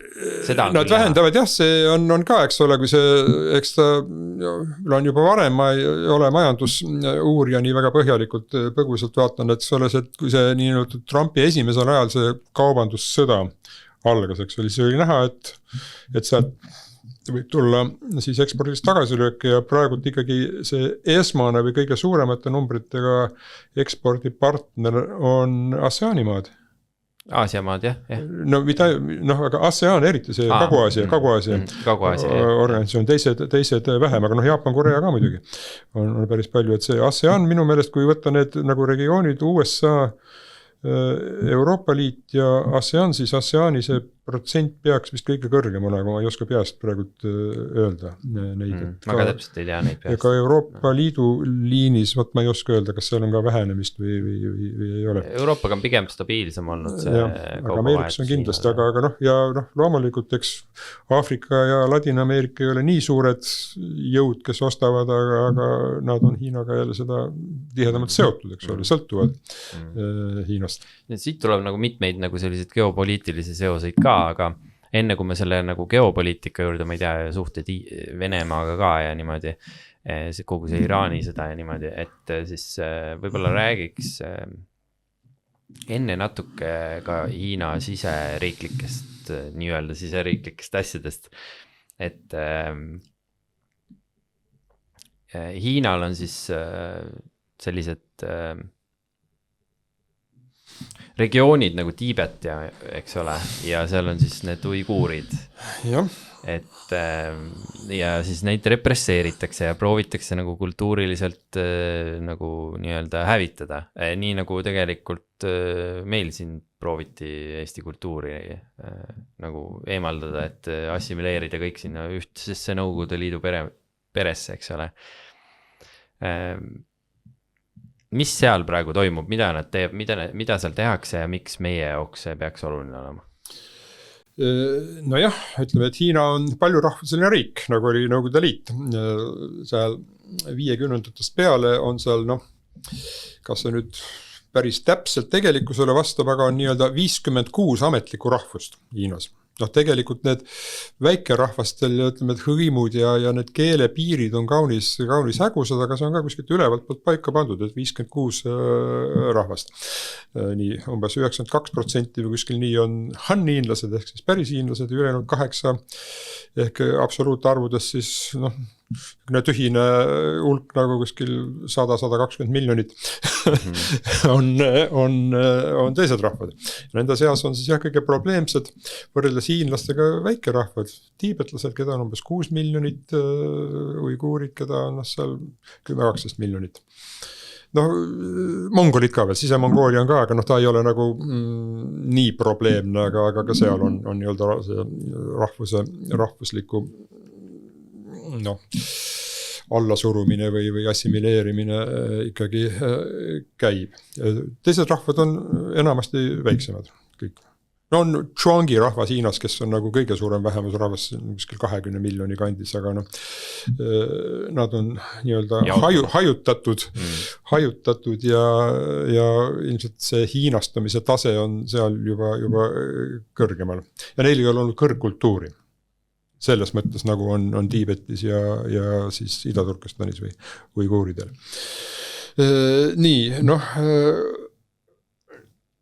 mõlemad piirkonnad on ikkagi Hiinasse inkorporeeritud vallutussõdade okupeeritud käigus, okupeeritud. Loomulikult see okupatsioon ei alanud kommunistide ajal, või see inkorporeerimine, vaid ikkagi sellel samal 18. sajandil, kui Hiina oli oma võimekuse tipul. Tiibetiga olid suhted muidugi keerulised ja juba palju varem, alates vähemalt mongolite ajast, mongolid valitsesid Hiinat teatavasti 13-14 sajand, mongolid olid budistid, siis mongolite ajast tuli esimene see, et nii-öelda mongolite soost Hiina keisrid tunnustasid siis Tiibeti kõrglaamasid või vaimurikke oma õpetajateni ja sellel pinnal oli nagu liitlassuhe. Mongolid sõjakäike Tiibeti piirialadele korraldasid ja hiljem ka peale Džingis Khani ja järglaste riigi langemist, aga Tiibet oli siiski suhteliselt autonoomne, aga samal ajal Hiinaga seotud. Ja selline seotus tihenes siis selle viimase keisridünastia ajal, mis tuli võimule 17. sajandi keskel, kuna need ei olnud ka hiinlastest keisrid, vaid olid manšud, praegusest Kirde-Hiinast ehk Mandžuuriast, aga usutunnistuselt olid nad ka Tiibeti budistid ja siis Mandžu keisrid tegid, sel ajal oli Tiibetis siis tõusnud kõige tugevamaks selleks liiniks siis see Dalai-laamade liin, eks ole, Dalai-laama oli nagu paavst, aga ta oli rohkem kui paavst, sest Dalai-laamadele kuulus nii vaimne võim, kuigi seal oli ka teisi kirikuid või koolkondi, kui ka ilmalik võim üle Tiibeti ja siis Mandžu keisrite ja Dalai-laamade vahel oli ka leping, et see nii-öelda Mandžu keisrid tunnistasid Dalai-laamasid kui oma vaimseid juhte ja Dalai-laamade valitsus tunnustas Mandžu keisrit kui kaitsjaid, eks ole. Nii, see oli selline lepinguline suhe. Tiibetis oli ka rahutusi, mida maha suruti ja nii edasi, aga siis kui keiser kukutati siis 1911, siis mõne aja pärast Tiibet leidis, et meie seos Hiinaga oli ainult see Dalai-laama ja Hiina keisri vaheline. Nüüd uue vabariikliku valitsusega meil ei ole mingit pistmist ja ütleme, et nad deklareerisid oma iseseisvust, aga paraku ei see, et ega seda nagu väljaspool ei tunnustatud. Aga samas Hiina vabariigil oli oma, päris Hiinas oli see killustatus ja kõik need, seda ületada, neil ei olnud jõudu lihtsalt Tiibetiga tegeleda. Ja Tiibet oli de facto iseseisev see 20., 30., 40. aastad, kuni siis kui kommunistid tulid võimule, siis 50. aasta algul viidi sõjavägi sisse ja vägivallaga inkorporeeriti ehk okupeeriti Tiibet. Nii Ida-Turkestaniga või selle uiguuride maaga on olnud samalaadselt ajaloos väga keerulised suhted seal varasematel aegadel, 9. sajandil näiteks uiguurid olid sõjaliselt väga, väga võimsad ja nad kontrollisid Hiina keisreid. Vahepeal, kui Hiina oli nõrk ja niisugune sõda ja kaubandus ja see on toiminud kaua aega. Ja see Uiguuristani ehk Ida-Turkestani ehk mida tänapäeval nimetatakse Xinjiang hiina keeles, see lõplik inkorporeerimine toimuski selle 18. sajandi lõpus. Mandžude dünastia oli veel kõrgajal. Ja siis anti sellele maale nimi Xinjiang, mis tähendab uued piirialad. Nimi iseenesest ütleb, see on hiinlaste poolt, keskvalitsuse poolt peale pandud nimi, mitte ei ole loomulik nimi. Uus ala. Ja see on uus, ütleb iseenesest, see ei olnud enne Hiina ala. Nii et ei ole väga pikk ajalugu see okupeerimine.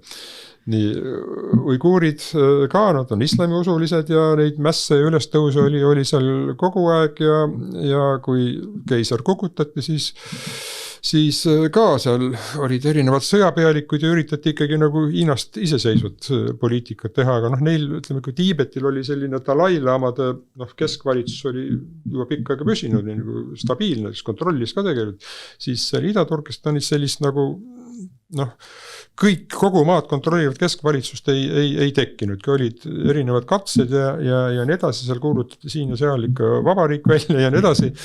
Ja lõpupoole siis hakati orienteeruma Nõukogude Liidule hoopis ka, ütleme, et seal 40. lõpupoole juba. Aga kui kommunistid tulid võimule, siis kenasti Nõukogude Liiduga lepiti ka kokku, et see jääb ikka Hiina kontrollalaks ja siis see ka nii-öelda noh, anastati või okupeeriti. Et see võiks olla siis üks nendest stan lõppudega riikidest võiks olla veel olemas. Jah, võiks olla veel, jah. Stan, sellepärast ongi, ütleme, et ajalooliselt või 19. sajandil nimetati see Turkestan, eks ole, see, nagu nimi ütleb, on siis ala, kus valdavalt elavad Türgi rahvad, ehk Turgi rahvad. Kõik need usbeekid, tatšikid ei ole, vabandust, usbeekid, kirgiisid, turkmeenid ja uiguurid kuulub sinna Türgi rahvaste perre.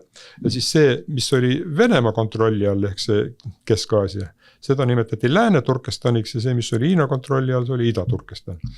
Ja see on rahvusvaheliselt, ütleme, et läänes on päris levinud ja kasutusel see nimetus Ida-Turkestan. Ja siis jah, kui kommunistid üle võtsid, siis oli mingi Ida-Turkestani valitsus ka olemas, üritasid nagu mingit vabariiki teha, aga siis see valitsuse ministrid või valitsus peaaegu terves koosseisus kutsuti Pekingisse läbirääkimistele ja juhtus nii, et lennuk kukkus alla. Terve valitsus oli, pole valitsus, pole probleemi.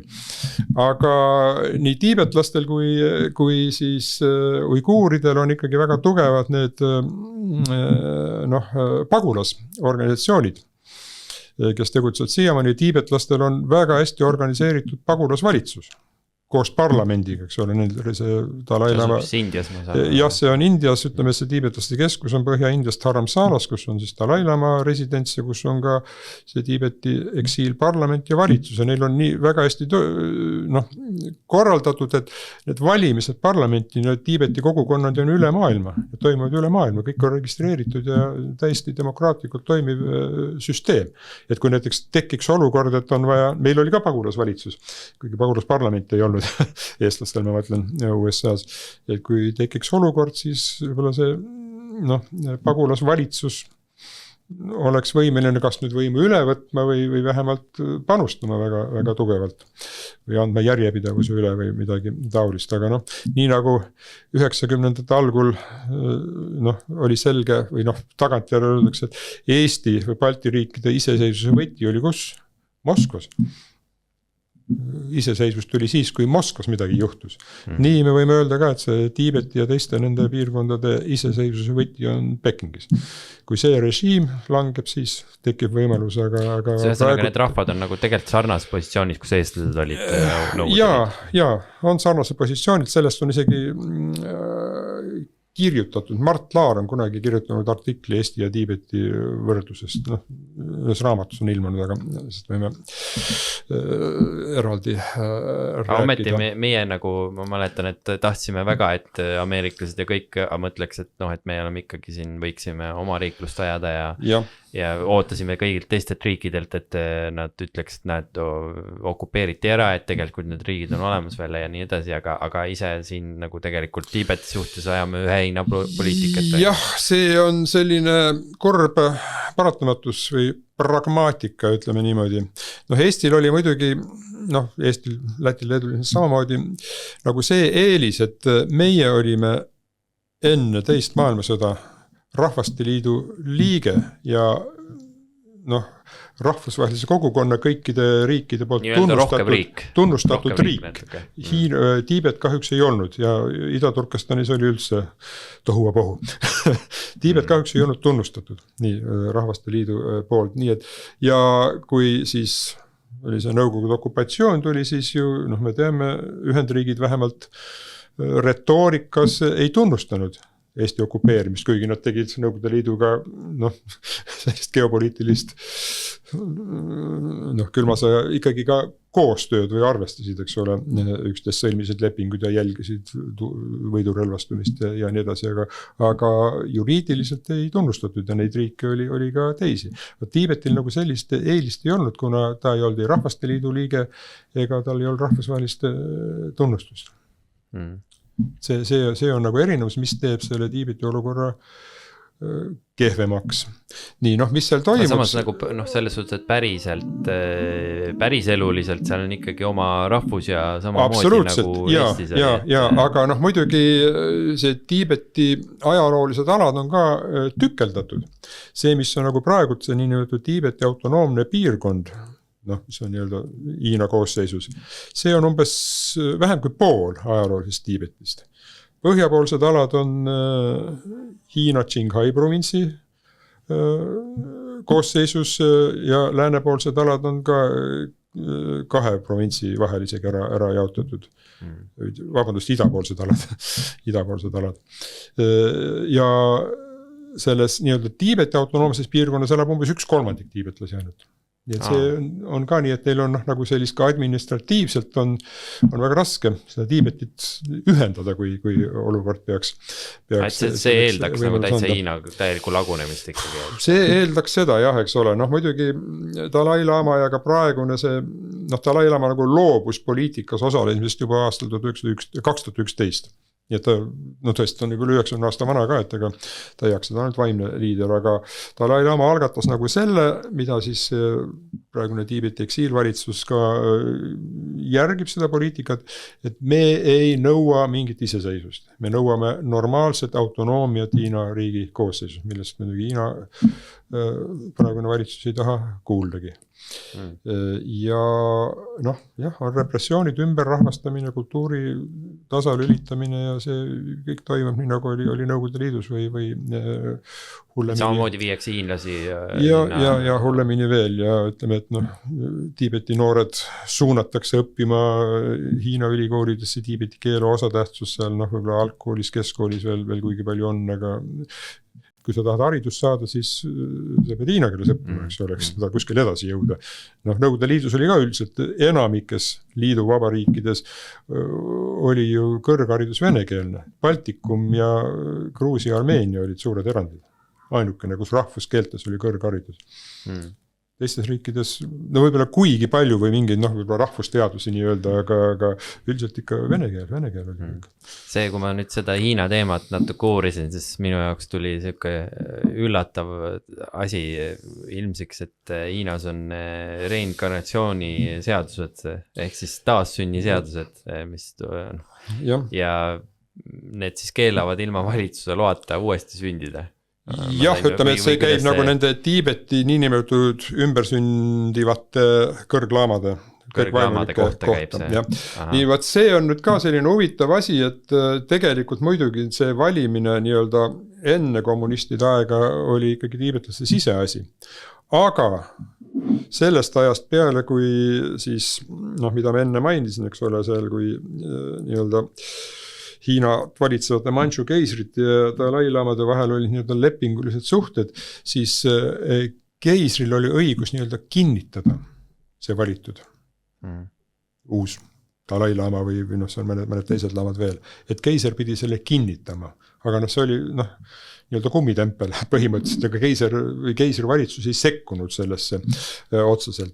Ja see on nüüd väga-väga huvitav, et muidu kui kommunistid tulid võimule, siis igas muul alal on retoorika, meil on täiesti uus Hiina, meil ei ole mitte midagi ühist selle keisriliku Hiinaga ega Hiina vabariigiga, meil on kõik uus.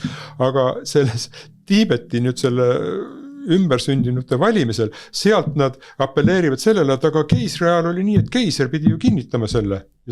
Meil nüüd me jätkame seda traditsiooni, eks ole, valitsust. Või üldse, et sa ütled, et siuke asi toimub, üldse kommunistina ütled, et siuke asi võib üldse olemas olla, et inimene saab ühelt poolt nagu aktsepteeritakse, et see süsteem on võib olla olemas, aga teiselt poolt ta peab olema ka kontrolli all.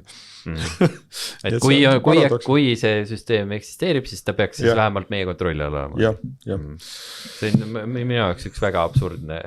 Väga absurdne, aga see jälle nende pragmaatika, eks ole, meil on vaja Tiibetit kontrollida ja me püüame ka selle kaudu kontrollida. Meie mees on Dalai-Lama. Et seal ju nii-öelda Dalai-Lama järgmine number 2 selles nii-öelda valitsevas koolkonnas on Panchen Lama ja sellega ju oli 90-ndatel, ma jällegi täpseid aastaarve ei mäleta, see probleem, et endine Panchen Lama, kui Dalai-Lama emigreerus, siis see Panchen Lama jäi Hiinasse. Nagu ta oli vangis mingi aeg, ikkagi nii-öelda tegi Hiina võimudega koostööd, aga kui ta suri, siis nagu traditsiooni kohaselt, siis Dalai-Lama see eksiilis olevad vaimurikud valisid uue või määrasid uue. Aga Hiina valitsus ütles, et me ei saa seda aktsepteerida, sest meie ei saa seda kinnitada. Ja nemad valisid või määrasid siis teise. nii, aga kuna see Dalai-Lama poolt valitud või leitud Panchen Lama oli ka Hiinas, siis ta oli mingi väga väike mõneaastane, siis ta koos perekonnaga kadus. Ühesõnaga ta arreteeriti või ta ilmselt ei tapetud, aga nad elavad kuskil ja nüüd ta peaks mingi kõvasti üle 30 aasta vana olema juba. Keegi ei tea, kus ta on midagi. Ja siis neil on see nii-öelda oma ametlik Panchen Lama, keda siis Hiina valitsus tunnustab, et see pretsedent on juba olnud. Ja loomulikult kas see siis Lama nagu on valitud juba ja keegi ei tea, kus ta on? Ja keegi ei tea, kus ta on, kuna need Hiina võimud lihtsalt koristasid ära. Võib-olla on tapetud, aga mitte mingisugust informatsiooni ei ole, teda hoitakse kusagil koos perekonnaga. Nii et pretsedent on ja kuna Dalai-Lama on praegu väga kõrges eas juba, siis hiinlased ilmselt ootavad, et korduks sama asi, kui Dalai-Lama peaks lahkuma.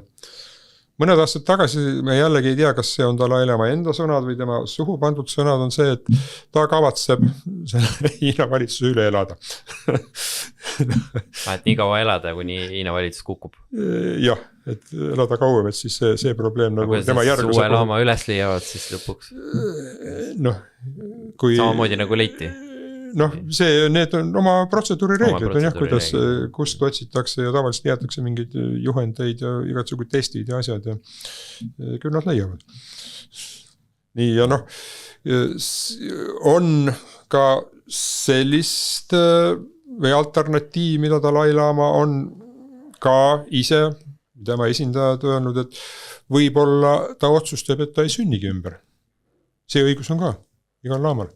Kui näiteks see olukord Tiibetis või Hiinas ei parane Tiibeti osas ja on oht, et nii-öelda vale Dalai-Lama määratakse kommunistliku valitsuse poolt, siis Dalai-Lama kuulutab, et aga ma ei sünni rohkem ümber. Ja ühesõnaga siis on igal juhul, kui teie panete seal mingi oma poisi, see ei ole ju Dalai-Lama. Et Tiibeti budism läheb edasi ja traditsioon läheb edasi ka ilma Dalai-Lama tegelikult. Võib-olla siis tulevikus kunagi tuleb tagasi, on ju? Võib ka tulevikus tagasi tulla või siis see nii-öelda juhtiv jutumärkides paavsti funktsioon läheb mõne teise koolkonna kõrglaamale üle. Seal on mitu nii-öelda isegi mitte võistlevat, vaid kõrvuti eksisteeriva traditsiooni ja koolkondi, kes oma vahel saavad üldiselt sõbralikult läbi tänapäeval vähemalt. Aga mis sa ise arvad sellest Eesti Hiina suunalisest poliitikast? Mina arvan muidugi, et võiks olla kuidagi tugevamalt seda Tiibeti ja Taiwani toetust, aga ütleme, et viimasel ajal on isegi parem, kui ta oli mõned aastad tagasi. On ikkagi, näiteks toome Taiwani, läbi aegade on olnud parlamendi sõprusrühmad, eks ole. Paljude riikidega on. Läbi aegade on Eesti-Hiina parlamendi rühm olnud kõige suurem. Ja kui pooled Riigikogu saadikud on kuulnud sinna. Aga nüüd viimase koosseisu ajal on Taiwani see toetusgrupp või sõprusrühm on suurem kui Hiina oma.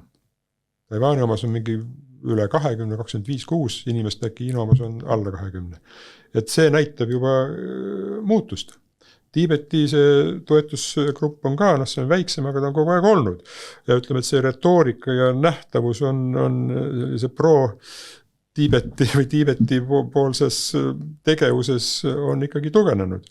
Taiwani asjadega ka, eks ole, siin valitsus juba 2 aastat tagasi andis nagu rohelise tee, et ka Tallinna Taiwani mingi nime all, mitte Taiwani nime all, ega ametlik diplomaatiline esindus, aga mingi esindus, nii nagu on Riias on olnud kogu aeg, mis kattis kaua aega kogu Baltikumi ja siis mõni aasta tagasi tehti ka Leedus. Üldse Euroopa Liidus minu teada on vist kuskil 20 plus miinus Taipei erineva nime all esindus, mis siis tegutseb nii majandus kui ka konsulaaresindusena, kus vaja on.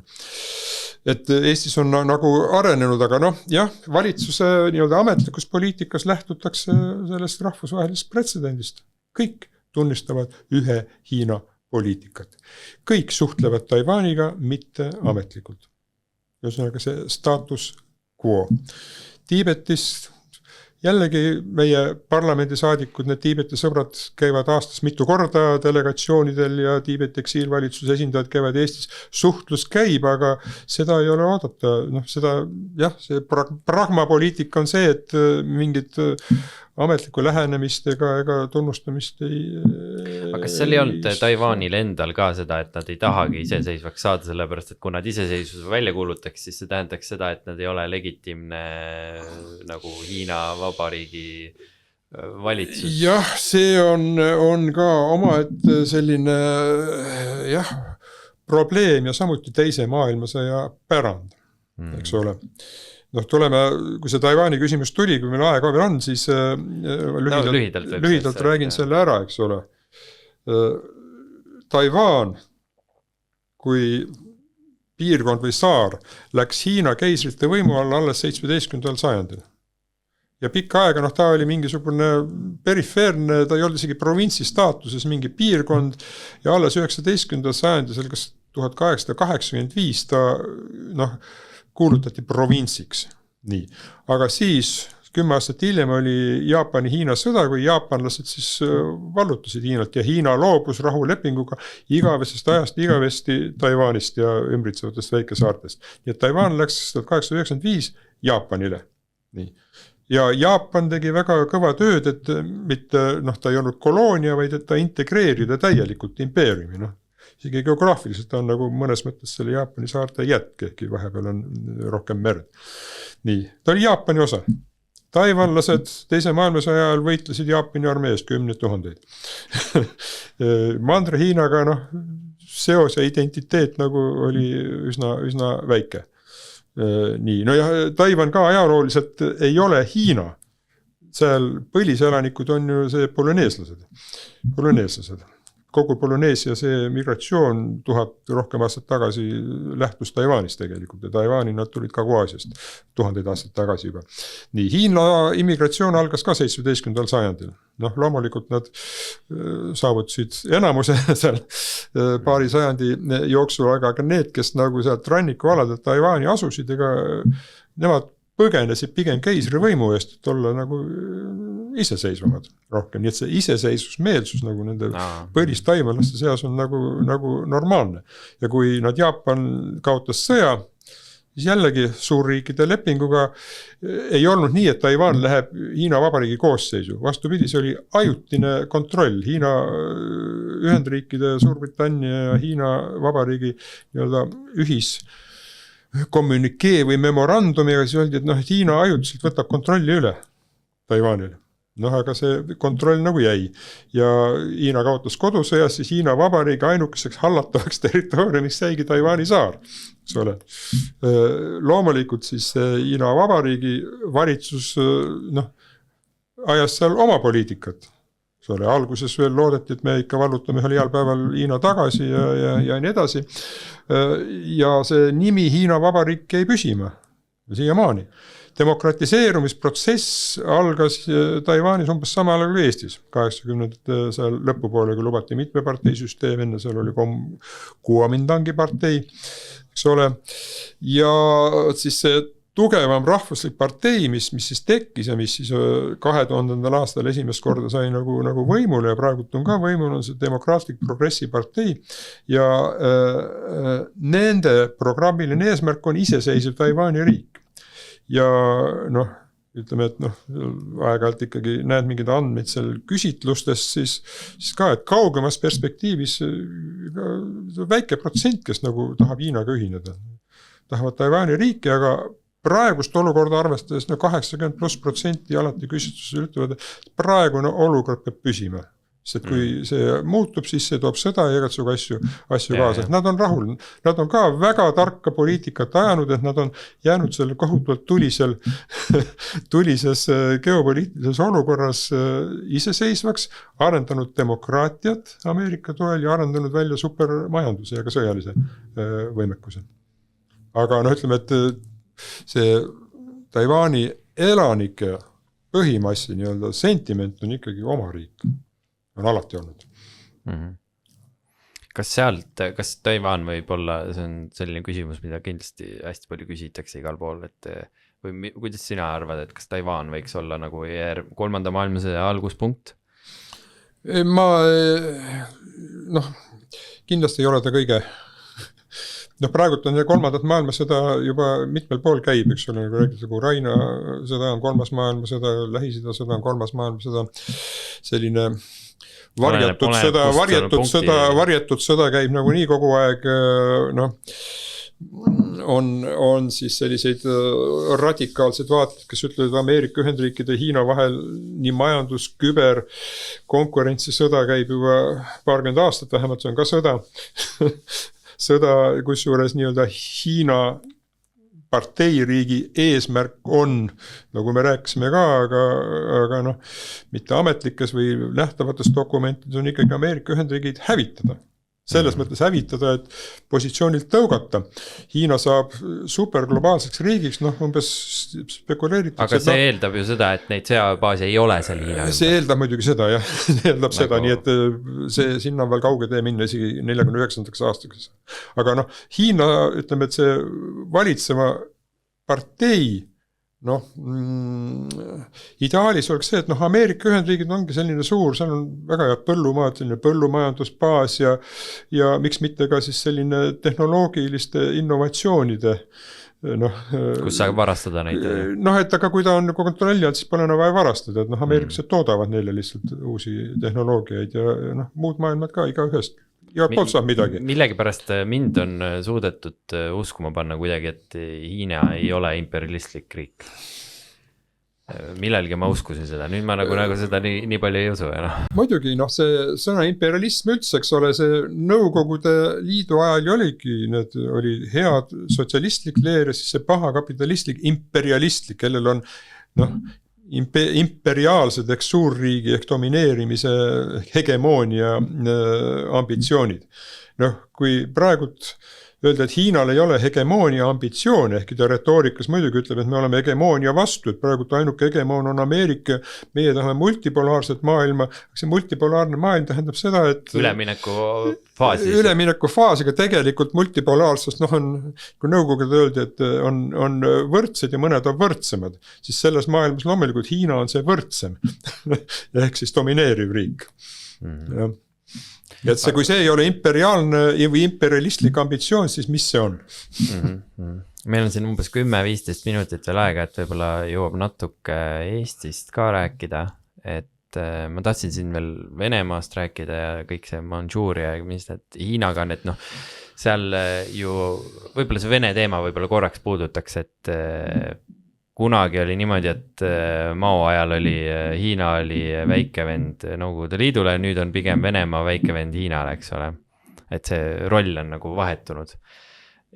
Ja ma hiljuti mõni aasta tagasi ühe geopoliitika uurija sellist kirjutist lugesin ja tema rääkis seda, et 21. sajandil on tegelikult Venemaa kõige suurem oht on Hiina. Sellepärast, et siis Kaug-Idas, kui me lõikame Venemaa pooleks, võtame Kaug-Ida, siis seal on ressursi mahukas, seal on vett, seal on tohutult ressursse, aga seal elab 8 miljonit inimest. Ja siis sul on Hiina, kus seal Põhja-Hiinas seal elab 300-400 miljonit, mingites paar provintsi. Paned kokku, tuleb 300-400 miljonit. Ja kui sa lihtsalt loodusseadusi mõtled, siis noh, mingil hetkel need inimesed lähevad neid ressursse sealt võtma, oleks ju loogiline. Et siis tegelikult Hiinal võib-olla ei olegi kasulik Venemaaga, noh, mingil hetkel Venemaa jaoks Hiina muutub hoopis nagu kõige ohtlikumaks riigiks. No selles mõttes jah, see, kui me nimetame seda ohuks, siis see oht on kogu aeg kasvanud, ütleme, et nende taas lähenemine algas tõesti Gorbatšovi ajal. Isegi see on nagu saatuse iroonia, et Gorbatšov oli üle aegade esimese Nõukogude Liidu liidrina Hiinas siis visiidil täpselt nendel päevadel, kui mai lõpus 1989, kui Taevasrahu väljak oli täis neid demonstrante. Mõni päev enne seda, kui see maha suruti, ühesõnaga siis algas nagu suhete normaliseerumine ja loomulikult mõlemad olid sellest huvitatud, sest kui me ütleme, et 21. sajandil on Venemaa suurim oht, see, et Hiina võtab ta üle, noh, mis tegelikult praegu toimub juba, siis ütleme, et veel siis 80-ndatel, 90-ndatel Hiina kartis väga Venemaad, sest et viimastel sajanditel, jällegi alates seal 18. 19. sajand eriti, suurim oht on Hiinale tulnud ju Venemaa poolt.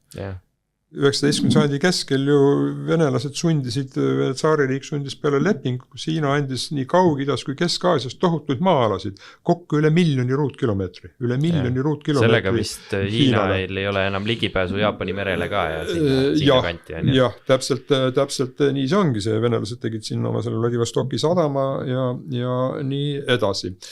Aga jällegi, hea kolleeg on uurinud nii-öelda hiinlaste selliseid sentimente suhetes Venemaaga, uurides siis või seda sotsiaalmeedia postitusi. Ja siis seal käib, ütleme, et rahva meeleolu on ikkagi see, et need on Hiina maad ja varem või hiljem me peame nad tagasi saama.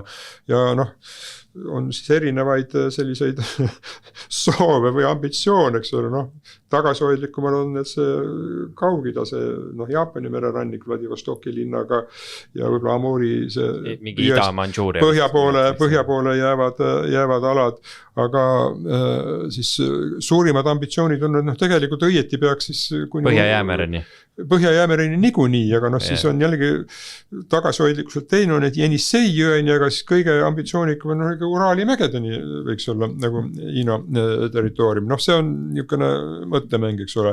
Hiina ametlik poliitika loomulikult vaikib, aga sellel teemalisel sotsiaalmeedial lastakse väga õitseda ja ühesõnaga meeleolud on sellised. Ei piirata seda, eks ole, kõiksugu asju piiratakse ja kontrollitakse, aga sinna takistusi ei tehta.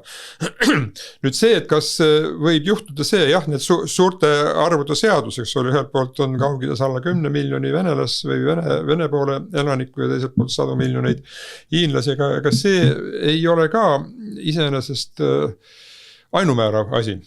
On ka sellised stsenaariume, et miks peaksid hiinlased tahtma minna elama kuhugile Siberisse ja neid ressursse sealt kaevama. Kohutavalt halb kliima ja põllumajandust üle, hiinlased on põllumajandusrahvas, nad tahavad hästi toitu kasvatada.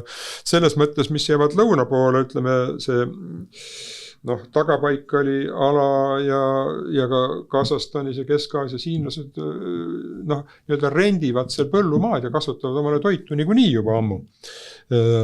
Baikalist ei lubatud torujuhet teha, pidi tehtama.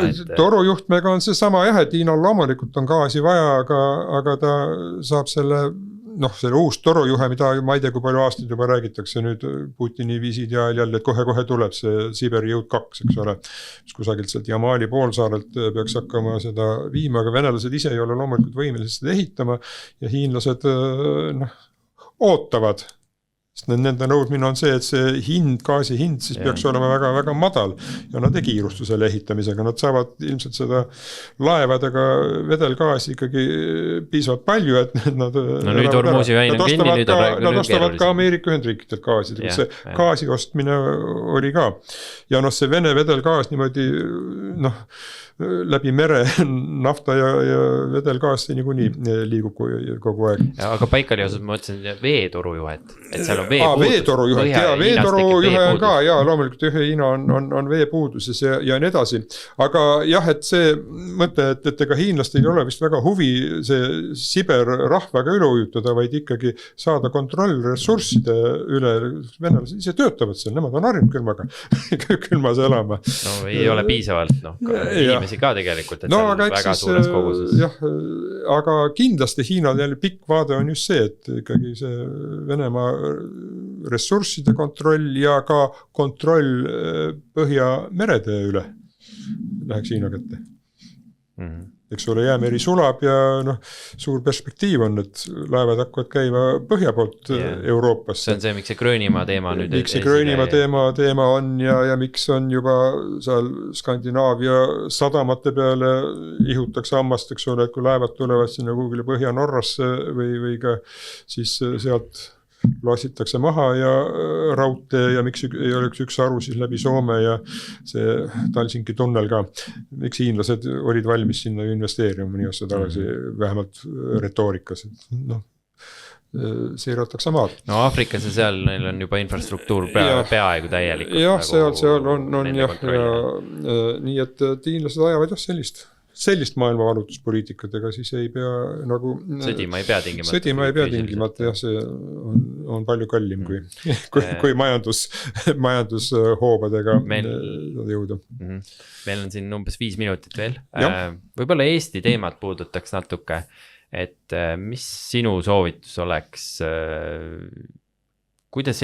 mida inimesed saaksid teha, et me ei liiguks niivõrd palju selle Hiina sellise jälgimisühiskonna poole. Ma saan aru, et viimasel ajal, sa oled ise ka öelnud, et need vabaduste piiramine, me ei jõua sellesse teemasse väga palju laskuda, aga et läänes on ka vabaduste piiramine järjest autoritaarsemaks lähevad riigid.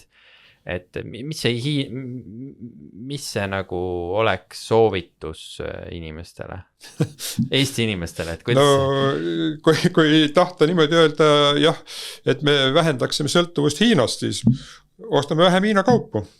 Aga inimesed mõtlevad ju rahakotiga, eks ole, kui Hiina kaubad on odavad, mitte ainult tarbekaubad, vaid ka suurettevõtjatel, kel on vaja mingisuguseid tehnoloogilisi lahendusi osta, alates juba üsna kuum teema need tuule- ja päikese elektrijaamade inverterid, mis üle poole on kõik Hiinast ja mille kaudu tegelikult saab seda meie roheenergia tootmist päris edukalt kontrollida nii-öelda pilve juhtimise teel ja isegi takistada, kui vajavad. Siin ma pean ütlema, et just eile Sisekaitseakadeemias, siis, kus ma mõnda aega töötasin, üks minu juhendatav kaitses sel teemal väga tugeva magistri töö, kus siis neid ohtusid näidati. Et mingid tuulikutesse ongi see tehnoloogia võimaldab nagu neid ütleme, inverterid on see, mis nagu ühendab selle energia tootmise jaotusvõrguga, mis on siis puhtal kujul nagu selle üle neti või pilvevõrgus sees, et see võimaldaks kontrollida. Muidugi see uurimistöö, mis seal Sisekaitseakadeemias tehti, seal oli see, et ega see nüüd nii väga lihtne ja ühene ka ei ole. Ja soovitus oli see, et ega me ei pea nüüd niimoodi raiuma kohe läbi, et me üldse Hiina asju ei osta. aga peab... Kas saakski? Ei saakski. Just teil oli kaitsmine, ma olin kaitsmisel ka kohal ja siis et ega ei saagi. Ega meil on vaba ühiskond, me ei saa seda teha ja kes see siis, kus see alternatiiv tuleb, kui Hiina omad on ikkagi odavad. Aga teistel aladel on ka, ma tean, et siin... vaadatakse ikkagi Hiina poole sellist süsteemsete tehnoloogiat ja me ei hakka valdkonda praegu nimetama, aga silma ees on üks väga konkreetne ka strateegiline valdkond, kuhu eraettevõtja tahab massiliselt nagu Hiina tehnoloogiat sisse osta, ilmselt saabki seda. Ja elektriautosid, mis nad toodavad 7000 eurot üks elektriauto. See on jah, iseenesest nagu suures pildis väike asi, aga väikestest asjadest kasvavad suured. Nii et jah, minu soovitus on, et oske muid kaupa, ostke Hiina arvutit. Mul on HP, see peaks olema. Minul on kodus see samunegi Hiina oma, mis selle nimi nüüd on see. Aga mingid jupid on kindlasti Hiinas siit laua peal. Mingid jupid on kindlasti Hiinast. Aga kas või sellel tasemel jah, et see kunagi need... Lenovo on see Hiina bränd, mis on tegelikult Ameerikast üles ostetud, Ameerikast töötasid välja, hiinlased töötasid üles ja nüüd toodavad. Et siin aastaid tagasi oli ju tohutu suur 10 000 riigihange Lenovod, ole. Koolid, kõrgkoolid, kõik Sisekaitseakadeemia, julgeolekuasutus, kõik need asutuse sisesed arvutid olid Lenovo omad ja hulga seda kontoritehnikat, ekraanid ja värgid, Hiina omad. Nii et, aga ma tean, et Eesti valitsusasutused tegelevad sellega, see probleem on jälgimise all ja et võib-olla ikkagi vähehaaval see sõltuvus Hiinast vähemalt nii-öelda avaliku hanget ja valitsussektori, avaliku sektori vallas ikkagi väheneb. Kaasa arvatud kaamerad ja jälgimised, droonid, värgid, eks ole kõik. Mis on, et seda peaks vähem, aga ja noh, paljudes teistes riikides on ka noh, ka teatud seadus või määrusi vastu võetud, et sellist tundlikku tehnoloogiat, see on just need turvakaamerad ja jälgimisasjad, et neid nagu Hiinast mitte osta, no võib-olla see toimib, aga no selline üldine tarbekaup ja vähem tundlik tehnoloogia, see tuleb niikuinii Hiinast veel kaua aega. Aga noh, ja üldiselt selline teadlikkuse tõus ka, et ka see on viimastel aastatel minu arust väga kõvasti paranenud, kui ütleme, et noh, paarkümmend aastat tagasi, noh, see oli nagu üldine arusaam, et noh, Hiina on tulevikumaa ja me üldse Hiinale peamegi orienteeruma ja kommunismi seal niikuinii ammu ei olegi juba ja ainult paberi peal on kommunistid. Ainult paberi peal, jah, eks ole, kõik sellised müüdid levisid, noh, nüüd on olukord parem, aga noh, ikkagi mida teadlikum on laiad rahvamassid, seda raskem on Hiinal ka sellist pehme jõu noh, propagandat teha, mida ikkagi üritatakse. Praegult jah, Hiina nagu on loobunud sellisest, noh, mõni aasta tagasi oli see hundsõdalaste poliitikad nagu ähvardustega, et praegult käib ikkagi väga pehmete meelitustega näidata, et noh, Hiina on ju kõige parem, eks ole, mida meie saatkond siin teeb ja jah, et sellele lihtsalt nii-öelda tekiks selline loomulik resistentsus. Tasub valvsada. Jah, ma olen mõningaid sotsiaalmeedia postitusi Hiina teemal lõpetanud. Inimesed, olge valvsad. Ja selle mõttega ongi hea lõpetada. Suur tänu, Märt, et täna siia saatesse tulid.